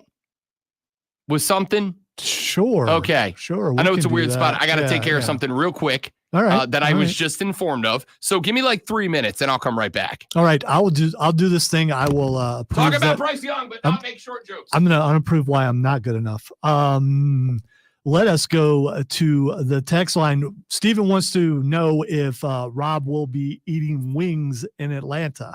I don't know what you're implying there, Steven.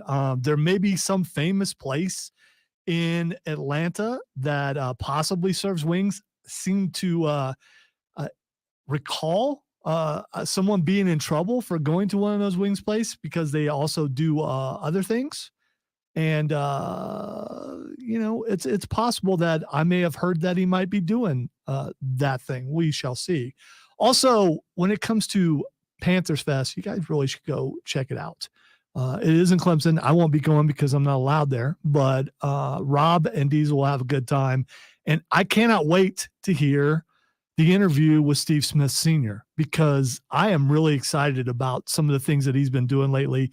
Never thought, dude, he has a personality, but I didn't think he had that kind of personality where he's able to go and do different jobs. And he's no Mike Rowe, but he's out there doing different jobs in football. So you would get an idea of what it's like to be on the sidelines or to be a referee or to be a lot of things that we don't get to see the background of those guys who are out there and are just as important to football as, well, kind of important to football. All right. So they need to be there for football to actually be the product that we love to see. I'm also looking forward to tonight. This is probably the first time in a long time that I'm looking forward to a Hall of Fame game. I have been to Canton McKinley and Hall of Fame Stadium. That is where Canton McKinley High School used to play their football games in, and I don't know if they still do, but this was when I was there. This was, I don't know, I want to say 40 years ago. No, actually more like 45 years. No, it couldn't have been 45. It was about 40 years ago.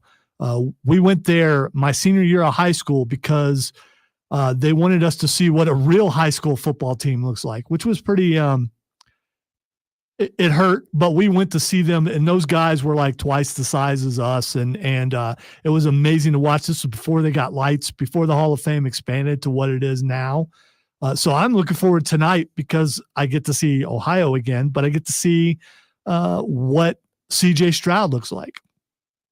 If he plays any at all, I'm sure he's going to play some. Chicago wimping out, though. I think you got to play some of your guys, but is this a product of the fact that preseason is now only 3 games?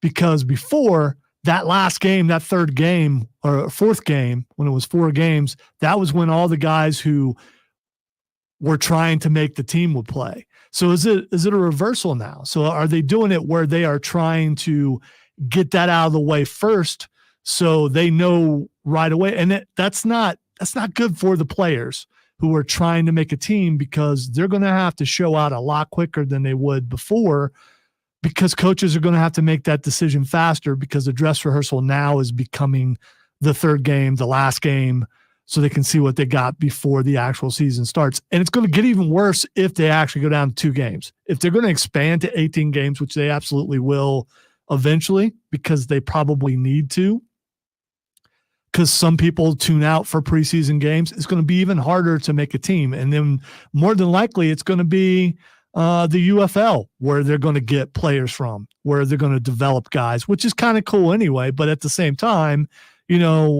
part of the fun is watching the guys who are trying to make the team. That guy who stands out among all those guys, and you're like, oh wow, that guy. Why is that guy's going to make the team? And if he doesn't make, like, let's say in this case, Chicago or Houston, maybe another team picks him up because those guys will jump around some, and then when they get picked up, will end up making a team and making a name for themselves. So hopefully we'll get to see some of that tonight. But there was a time when they could not play a night game in Canton Stadium because they had no lights. And when I went there, our coach said, if you win this last game, I will burn my hat and I will take you to Canton Stadium. Burn the hat? And he burnt the hat because we won the last game. We were not very good. What was the significance of the hat? He never took it off. Oh. Yeah. And very shaggy hair. Okay, I got the image of one of those old coaching straw hats. Like the big round no. coaching It was field hats? it was a ball cap. Okay. And but he had real bushy hair. It was the auto shop guy. So he looked like if you lined all the teachers up, you would go, that guy, auto shop guy. That's the one. Yeah. So, and then they took us to Canton, and I was explaining how much bigger those guys were there. And it was pretty cool to be next to the Hall of Fame, but I never actually got to go into it. Really? Yeah. That guy also was drunk on the way home when we were in the back of the truck and thought we were going to die. But, whatever. Wait, driving the truck? Yeah. Not great, Bob. Unfortunately. Not great, Bob. Don't like that. It's a Hall of Fame game. No starters for the Bears tonight. Do you care? Are you watching anyway? Yeah, that's what I was talking about. Yeah. I'm looking forward to it just because just the fact that I've been in that stadium and I want to see whatever amount CJ Stroud plays, I want to watch. Are they playing their starters? I haven't heard that they weren't. Yeah, I haven't either. So I while you were it would have made news like the Bears did if they decided not to. While you were out of the room, I was talking about the fact that, there's only 3 preseason games now. And I think some teams are going to make this first game be like the 4th game. I mean, it is, right? Like, yeah. I think and it's unfortunate because those guys are the maybe late bloomers that by the 4th preseason game something would click and they would make a team. And now they're going to have to do it a whole lot faster. Team. Well, there's those guys that are like on the edge and they have that standout game in the 4th preseason game when they get to play the entire game and they truly get a feel for the NFL. And then suddenly, even if they don't make the team that they're on presently, they would latch onto another team. Now it's going to be harder to do. Yeah. It's listen, this was the compromise to go to 17 games, right? We'll add more regular season game, but we want one less, which is weird to me because again, usually game 1, the starters play a quarter. Game 2, the starters play a half, maybe a series or 2 in the second half to kind of give them the feeling of coming out of a locker room and maintaining that intensity through halftime. And then usually your starters play a series 2 max at game 3 and game 4. So it's weird to me that they were like, yeah, we'll do an extra game where we actually have to play in return for one coming off the schedule that we barely play, but they did it. And that's fine. Whatever. More football is never going to hurt my feelings. I don't care. So DeMeco Ryans, by the way, has not confirmed. He was asked yesterday if he planned on playing his starters when the Bears weren't. And his response was, you guys will see who will play on Thursday. Good. He's not obligated to tell anyone. No, not at all. Not at all. He said, I'm not going through a list of who's playing and who's not playing. I'm not going through that list. You guys will see who plays on Thursday. I'm guessing the league probably chastised Chicago for letting everyone know because people automatically will tune out. There are some people who go, hey, they're not playing their starters. Why am I watching? I get it. At the same time, I think you would have been in for a bigger bleep storm had everybody tuned in to see Caleb Williams and then he never shows up dressed, right? Like I think you would have probably taken a lot more heat. All right, so because you'd have been switched me is what you'd have done if he didn't play, but you didn't tell me. In that case, you get media attention, whether it's good or bad. You get media attention. In this case, you get nothing for them not playing. I just found something really gross on Twitter.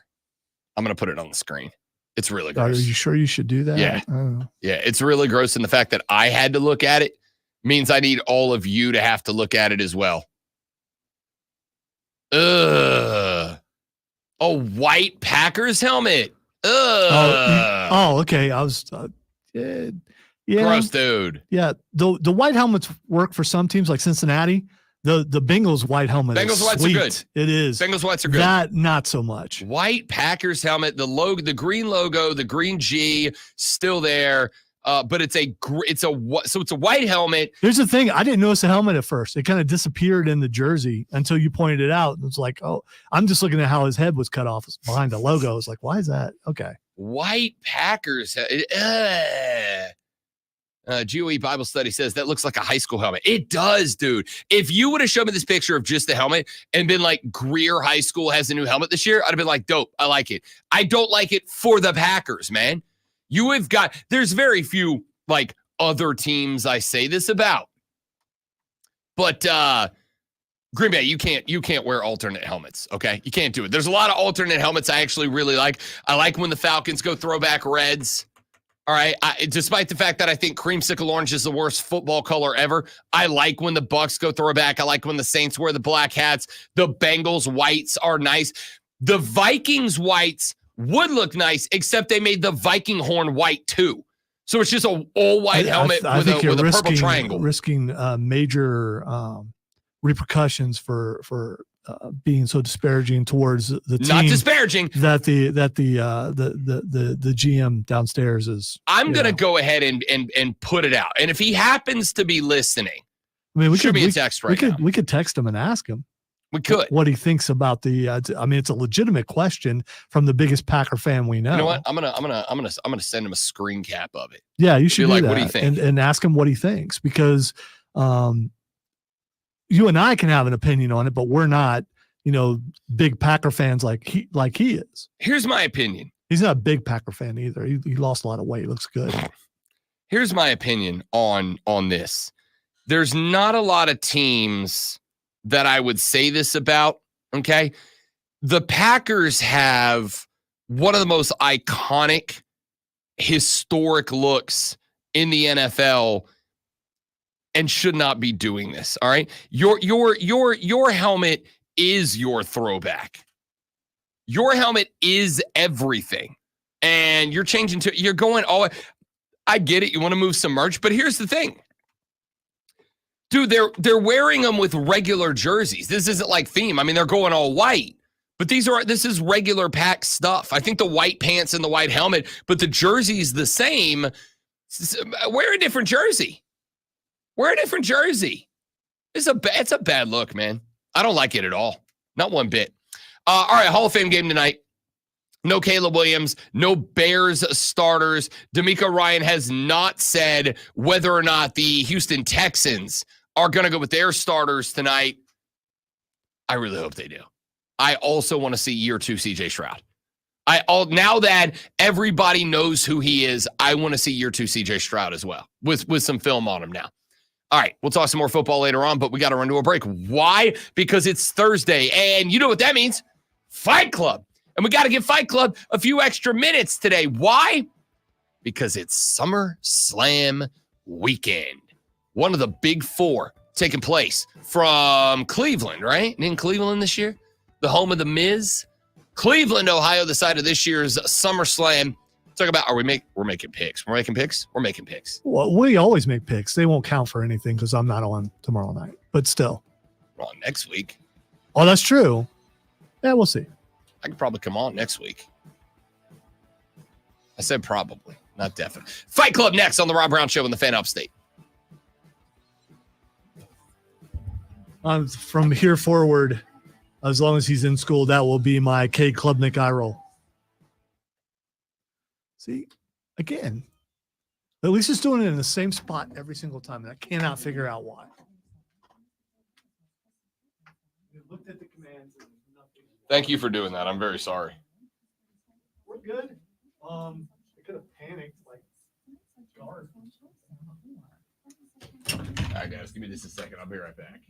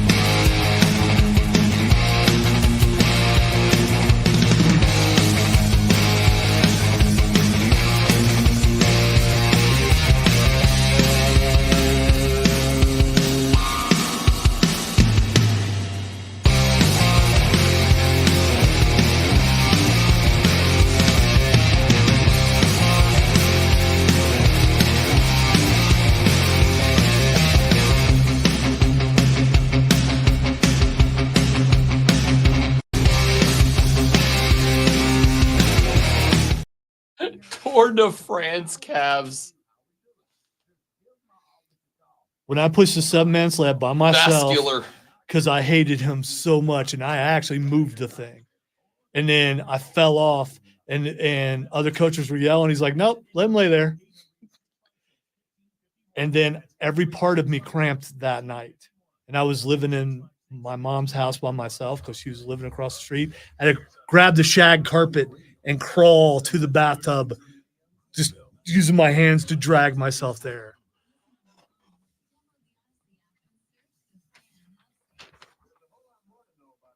No, usually you can straighten your leg out and get to, but they both legs locked, closed. It was so bad. Probably should have been better hydrated, I'm guessing. The hose pipe with the PVC wouldn't give me enough water. You gotta drill another hole in it. Yeah, I know.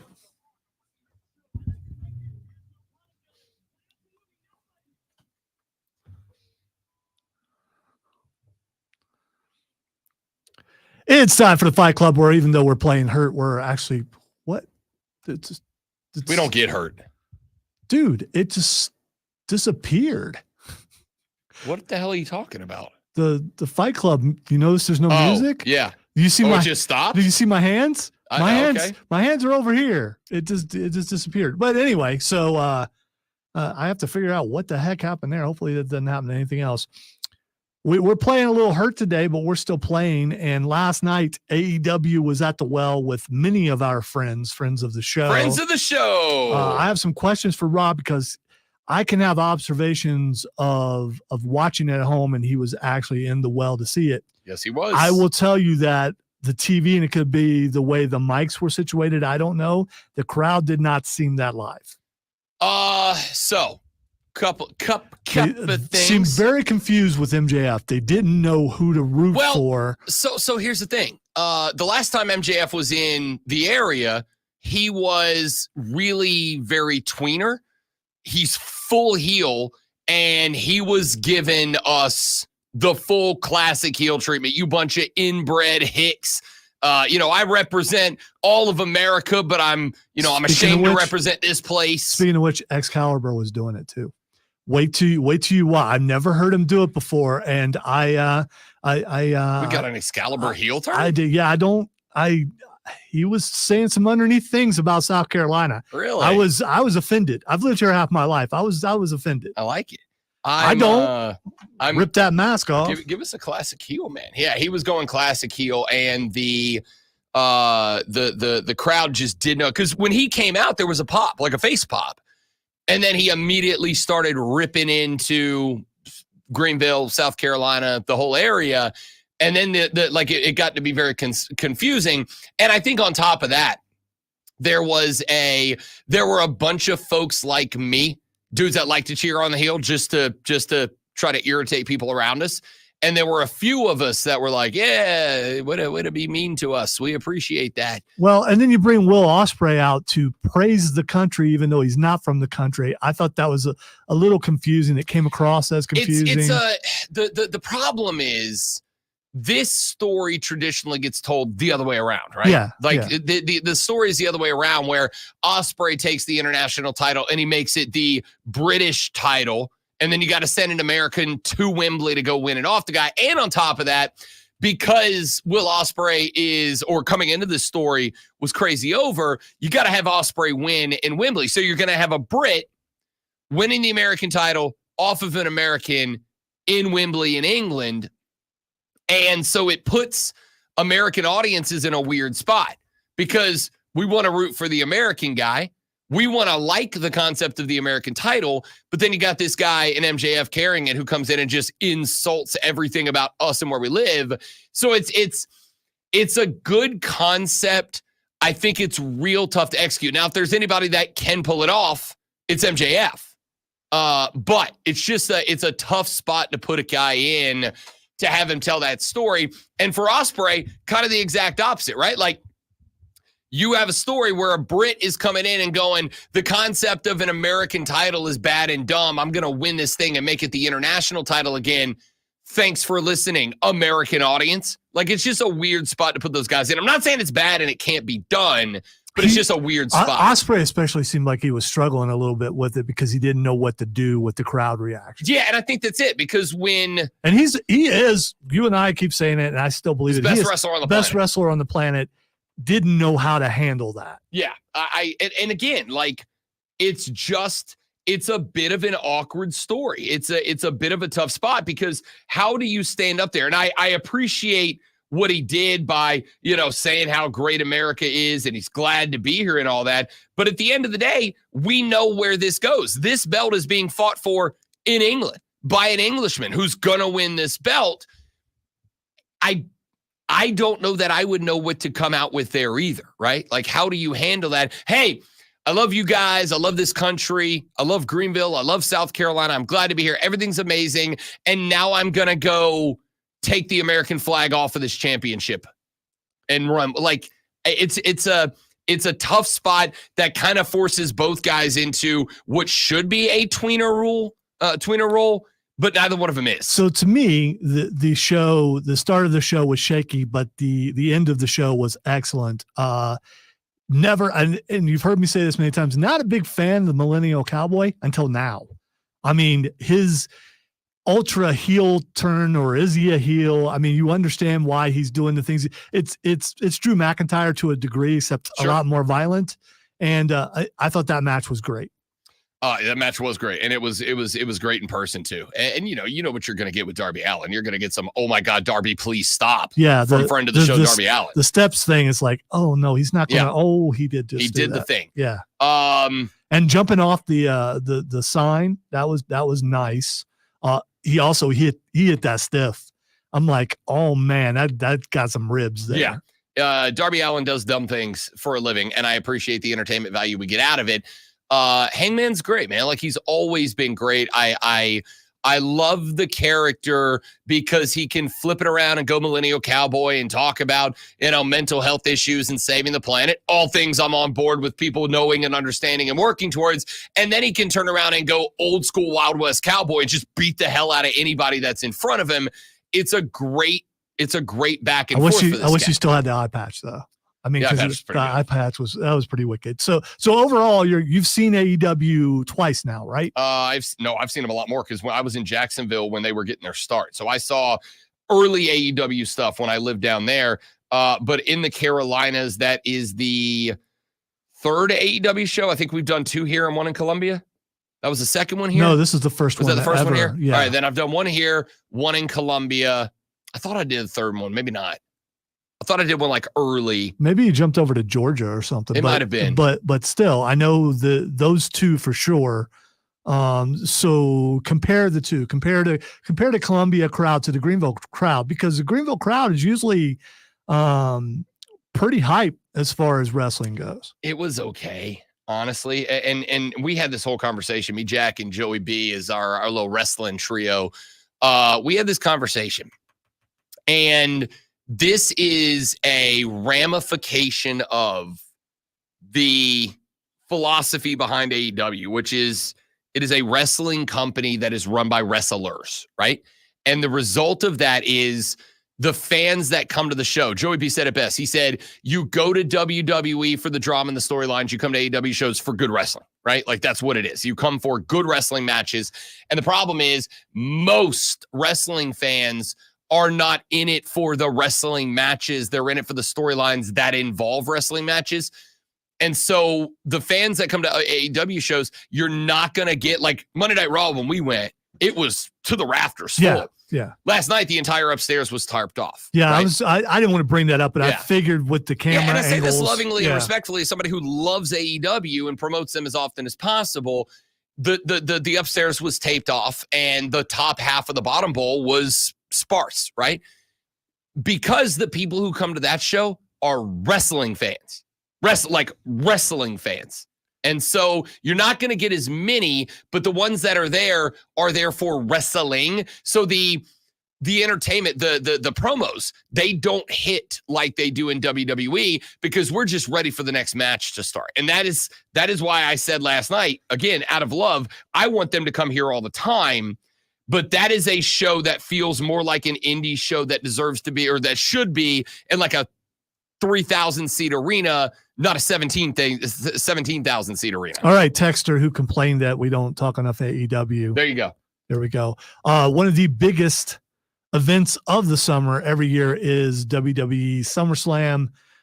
Next year is going to be 2 nights, so we're going to get a lot more, but we get 1 night in Cleveland, which is all you need.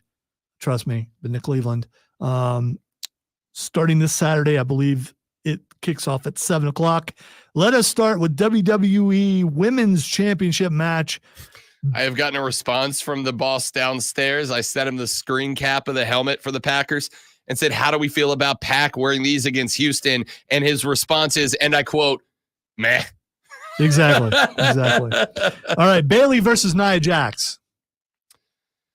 I know you don't like Nia Jax. You say she hurts people and all that kind of stuff. And you know what? She has hurt some people. And I mean this sincerely. She's gotten dramatically better. I'm not saying she's still not got some room to. She also seems to get better. have a thing for blondes because now she's with Tiffy. So yeah. You know what time it is? It's not Tiffy time. It Not could yet. be though. Could be. It could be. It's coming. She might tip the scales to make it to where Nia Jax actually wins the championship. But then you get Tiffany versus Nia Jax, which could be a fun match. I'm going Nia Jax to win this. I think Bayley, her fight happens a lot. The fight to get to the championship is such a good story, but when they get the championship, it just kind of stops. It kind of stalls. And I don't think there's anything else they can do with Bayley because she's not feuding with her old faction anymore. It's just, I agree with all that. But my other question is also, what is Bayley right now? Like, what is she? She's not a tweener. She's not a face. Right now, it just kind of feels like she's there. She's just there holding the belt. So because of that reason, I agree with you. I'm going to go Nia Jax. All right, the next match is for the United States Championship. We got Rob's boy, Logan Paul. Don't you dare. Don't you dare. Don't you freaking dare. What? I can't. Don't you dare. The versus. Yeah! So, LA Knight versus Logan Paul should be a good match. They don't know what to do with LA Knight. I will say again, putting him up against Roman Reigns was an absolute mistake. They were going somewhere with this fight when LA Knight showed up in Logan Paul's pool. That was great. That was great. And then it just kind of fizzled out. I agree. So you had a real Stone Cold Booker in the grocery store vibe going for a hot minute there. I don't want to say this. I really don't, but I think LA Knight wins the belt. I am also going with Los Angeles Knight. I agree. And all I need to say is, yeah. I missed the that was weird. I'm looking at the page and looking at that at the same time. I'm just having a rough day. It's because it's my Friday too. WWE International Championship, Sami Zayn versus Braun Breaker. It's breaker time. Sami Zayn, again, I mean, although the last couple of weeks have been pretty good with him helping out Jay and things like that, he's more help a guy out than he is carrying a championship successfully. And it's just a little boring right now. It just is. And Braun Breaker is not boring. Here's the problem you bump into with a guy like a Sami Zayn. Once the underdog wins and they're not the underdog anymore, what do you do there? Yeah. Right? You can't say my guy beat Gunther.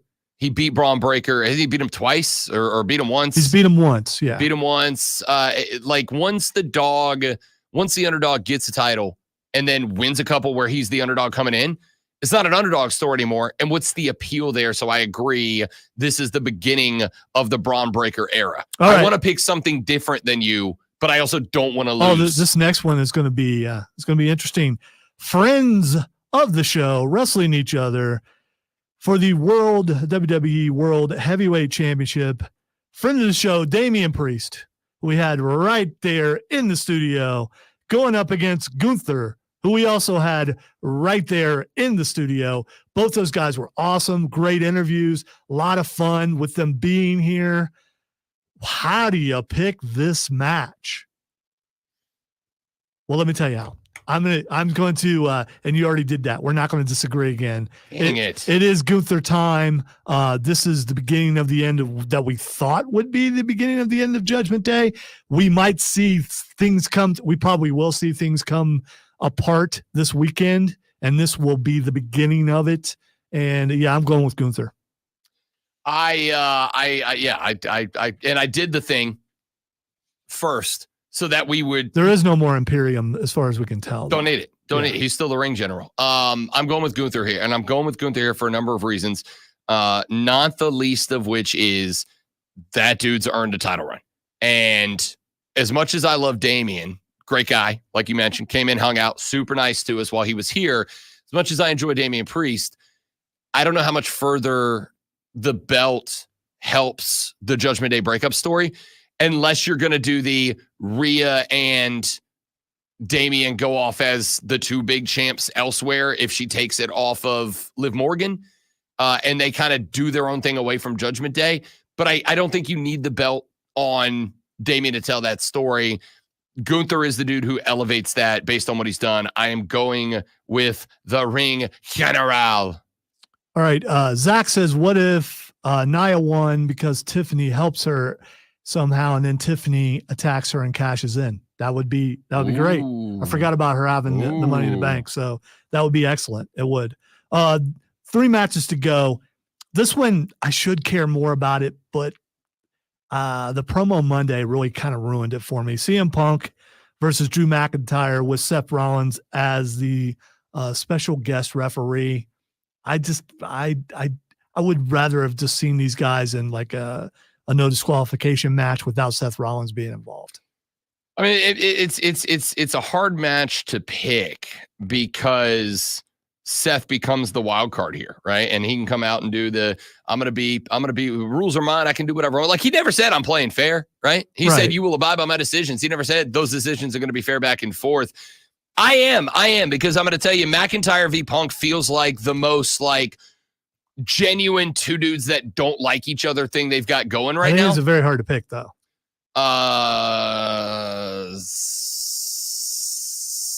Scottish Psychopath. Give me Drew McIntyre. Me too. Oh, come on, yeah, man. It's all right. It's okay. I mean, we're of one mind, one accord until the next match. All right. WWE Women's World Championship, Liv Morgan versus Rhea Ripley. This is it. We've been leading into the end of the Judgment Day. This is when the plans come about. It's when they happen.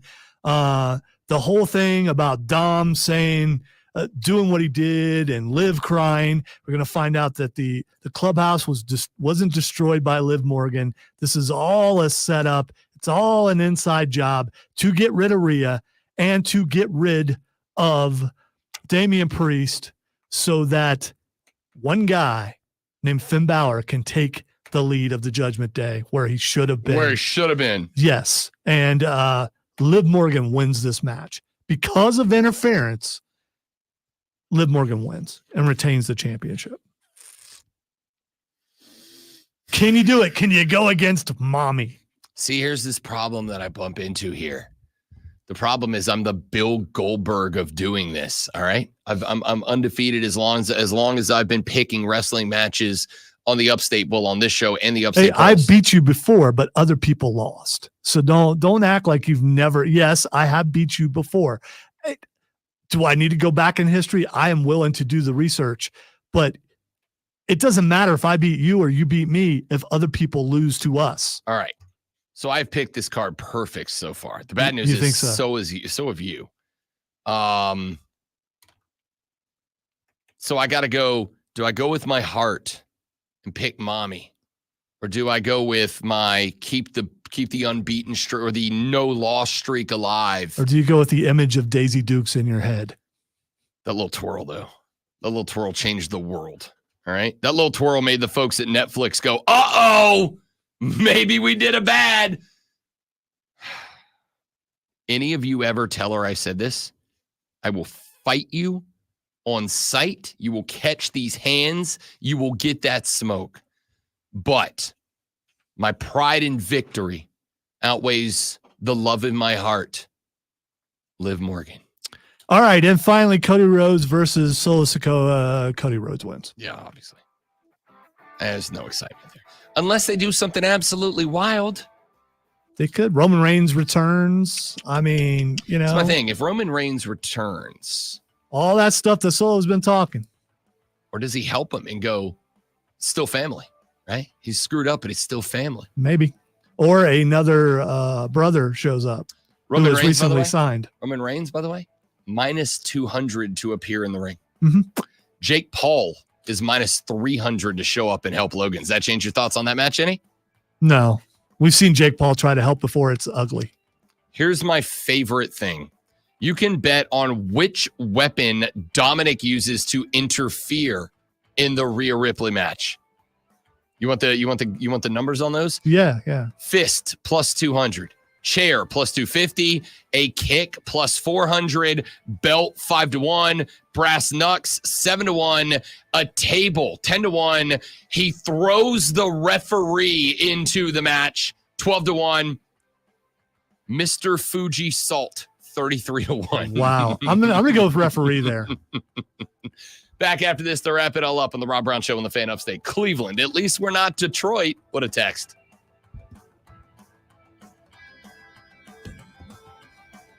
Yeah, because if they were Detroit, one of the greatest broadcasters of all time would be covering SummerSlam. Oh, wouldn't that be great?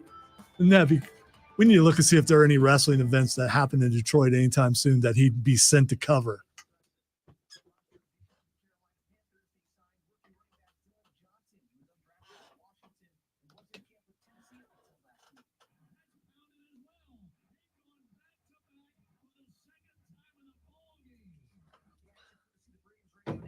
You were all excited to put it on golf. How many times have you really looked up there? I've been looking at it the whole time. Yeah, I've just looked up and it's still golf. If it was swimming or mountain biking or even the 3-on-3 thing, which I watched some more of yesterday. Yeah, it's not good. Did you see old Jimmer getting his injury worked on? I did not. Go look up Jimmer Fredette on Twitter. I don't want to. Do it. It's the best.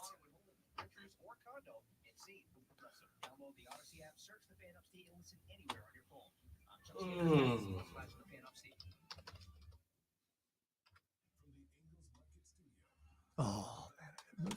Oh, well. Good extra segment.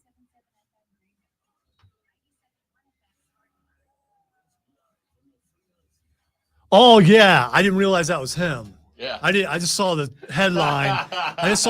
I'm not looking at the video. Yeah, I didn't realize that was him.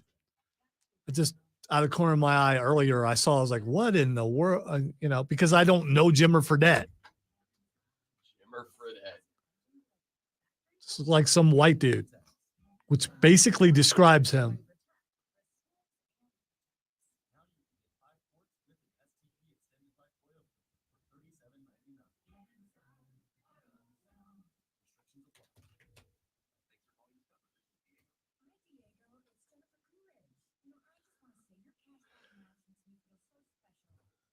Cheat motion is now officially cheating. Say that again. Cheat motion is now officially cheating, according to Pro Football Talk. The revised rule book is language aimed at ending pre-snap CFL-style cheat motion used by teams like the Dolphins and the 49ers.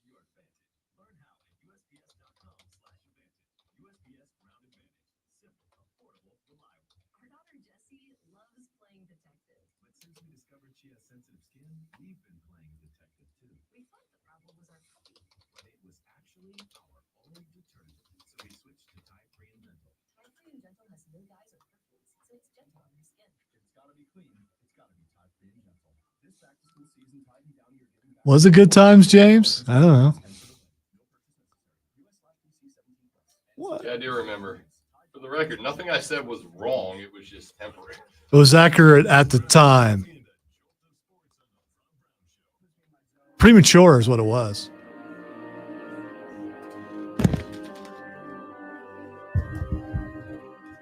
Team USA basketball last night get the win over South Sudan. That brings them to 2-0, all but assures that they will be moving into the knockout round. Steph Curry stunk up the gym last night, 0 for 6 from range. And I'm at the point now that despite the fact that I defend Steph Curry from the vicious mockery of the great one Lonzo on a daily basis, I gotta send Steph to the pine, man. Drew Holiday's getting the start from me from now on. Not going to happen though. We'll see, but I don't think that Steve Kerr is going to bench his own guy. It's a really interesting spot because on one hand, like obviously Steve's got to be thinking about the fact that he's back with Golden State next year. Steph's back with Golden State next year.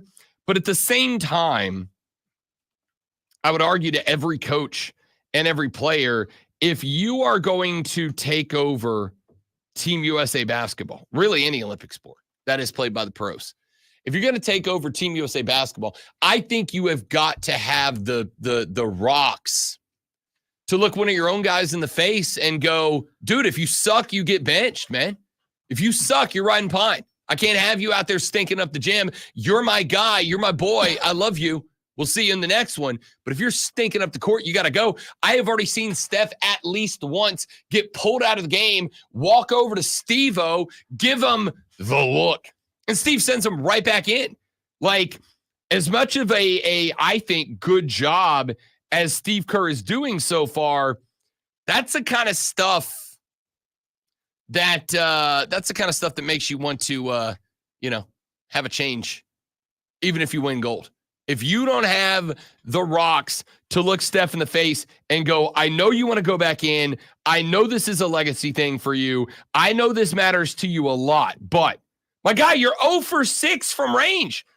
The only reason you're here is to go 5 of 6 from range. You're 0 for 6. I got the greatest Olympic basketball player of all time, Kevin Durant, on the bench for you. I can't do that. I can't have that guy coming off the pine for you if you're not doing the one thing you're supposed to do. Bench him for that Livingston guy. Good old Tyrese Livingston of Burton from Indiana. Hall of Fame game tonight. I'm watching. Let me rephrase that. I'm watching because it's been too long since football's been on the TV. But no Caleb Williams, no starters for the Bears. Don't know what the Texans are going to do.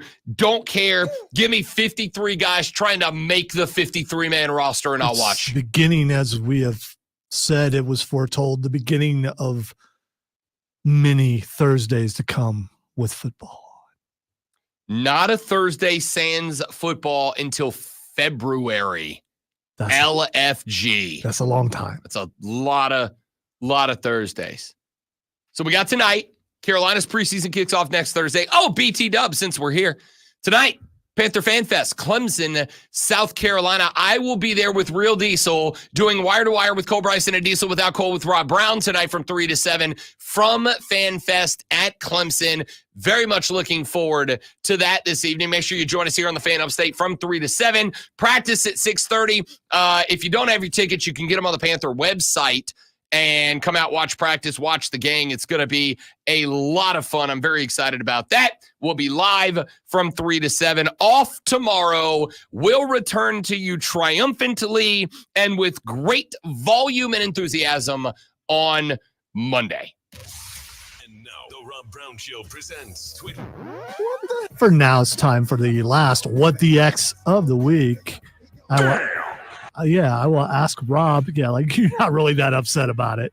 I'll ask Rob what's Xing, and he will tell you. Yeah, that's probably more close to the point. All right, the first thing that's Xing is Wyndham Clark. Wyndham Clark played golf today, and he's not playing golf exceptionally well as of right now. He was the only American that was over par earlier. Now, I don't know if he's done something. I've not seen anything jump up. that has taken him in the other direction. Xander Schauffele, one of the other Americans playing, -7 through 14, second on the leaderboard with plenty of chances to catch up with Hideki Matsuyama. Scotty Scheffler shot a 4 under in round number 1. I'm Colin Morikawa 1 under through 14. Wyndham Clark +4 on the day. +4 is still playing better than Steph Curry. I just want to point that out. I hate that you're, for the first time in all the times you've talked about Steph Curry, not wrong about that. All right. The next thing that's Xing is Ricochet. Okay. Follow me on this one. Ricochet is not trending because Ricochet did anything impressive. Ricochet is trending because right now Ricochet is currently engaged to Samantha Irvin, WWE ring announcer. I thought they were already married. It could be wrong. Oh, they married? I thought they were engaged. Either way, he is in a committed relationship with WWE ring announcer Samantha Irvin, who is, and I did the research on this, verified smoke show. Well, old Sammy Gal on the X has taken to posting what the kids call thirst traps, including one where she's naked. She's naked. And taking a picture of herself. Now, she's got her hair covering the lady bits, and she's like turned to the side, so you kind of get the butt in profile, but like nothing gratuitous, but she's very clearly in the buff. And everybody is in one of two teams. Either Team A, Ricochet, or on Team B, Ricochet. Dude, come on, man. Come on. You're getting it's not good. It's not good. You'll never be as acrobatic as him. That could be a selling point. I don't know. Oh, Samantha Irvin. So anyway, don't look up Samantha Irvin if you're at work. I'm not here to tell you how to live. Dude, don't do it. I'm not here to tell you how to live. Do not fall for that. Because, I'm not here to tell you how to live. Because I did. And but it's okay because the boss is a wrestling fan. Research purposes. Absolutely. All right. The next thing that is Xing is Tony Khan. Tony Khan is Xing for one of a few reasons. I'm not sure which one. It's a major one that we talked about yesterday. Okay. Tony Khan apparently had a meeting with one Shane McMahon either yesterday or the day before at a Dallas airport, a meeting in a private office of a private Dallas, like a rich people Dallas airport. And apparently he and Shane O'Mac had a meeting together, leading many to speculate that we could hear "Here Comes the Money" potentially at Wembley. Is that a gigantic coup for AEW? I don't really think so. All right, so Shane McMahon has confirmed the meeting and has also put out there what supposedly they talked about. Which was what? Business. So he didn't put a damn thing out there. No, I can't remember the exact quote, and I can't get it back in time because here comes the money. Yeah. Here comes the money. My favorite memes about this is I now own AEW. That's my favorite one. Oh man, it's gonna be weird. It's gonna be weird. And finally, I said I wasn't going to do it, but I got to just because I have a chance to say this again. Samantha Irvin. Hose for Harris. Oh, okay. Okay. Hose for Harris. Yeah, it's a different thing. It's trending. Look, yes. It was trending yesterday, but it was trending as twerking, but they've changed it to Hose for Harris. Because there are whites for Harris and there are other things, so Hose for Harris. I don't know who coined the phrase, but it's trending. I know exactly who coined the phrase, and we'll end the show right there. Do you? What's his name? What's her name? Demographic. What's their name? People who got real mad at twerking. All right, y'all let Megan Thee Stallion twerk. Let her live. Let her do her thing. She made a lot of money twerking. If I could get paid that much money to twerk, I'd twerk all the time. Maybe you should twerk right now. No, you probably shouldn't. I'd probably throw a hip out or something. Hey, that's it for us. We're off tomorrow. We'll be back on Monday. Carolina Panther Fan Fest tonight from Clemson. Diesel and I, the real Diesel and I, will be there on air from 3 to 7. If you're coming out, please come find us and say hello. Especially while they're talking live on the air, because that's the best time to come and say hello. If you see their mouths moving, they're probably on air. Come up and say, hey, until you're acknowledged. You're a winner, man. You're the real deal. You're picking up chicks. Y'all have a great weekend. Don't drink and drive. I'll punch you in the face. See you back here Monday to do it all over again, but better. For Lonzo, I'm Rob. It's the Rob Brown Show. It's the Fan Upstate. I really don't give a... Was Ricochet future endeavored by Sam? That's what the internet is making fun of him for.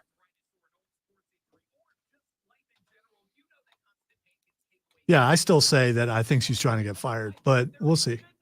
She's been posting thirst traps forever. Not like this, though. Not, I mean, not like this. She is more covered in this photo than she is in some of her swimsuit photos. Okay, because I haven't seen. This is the only time I've ever seen her trending. She's popped up on my feed usually about her reactions to things in the ring or how she announces Chelsea Green or something like that. Which is so good, by the way. It is. Oh, man. All right, boys and girls, I got a jet because I got to go put in promos, and then I got to get my happy behind on the road to Seatown. So thank you guys for being here. You're all spectacular people. We appreciate you as always. I hope you have a lovely weekend. If you're at FanFest, please come see me. Say hello. I'd love to meet you. If I already know you, I'd love to see you again. Have a great day. Have a great weekend. Goodbye.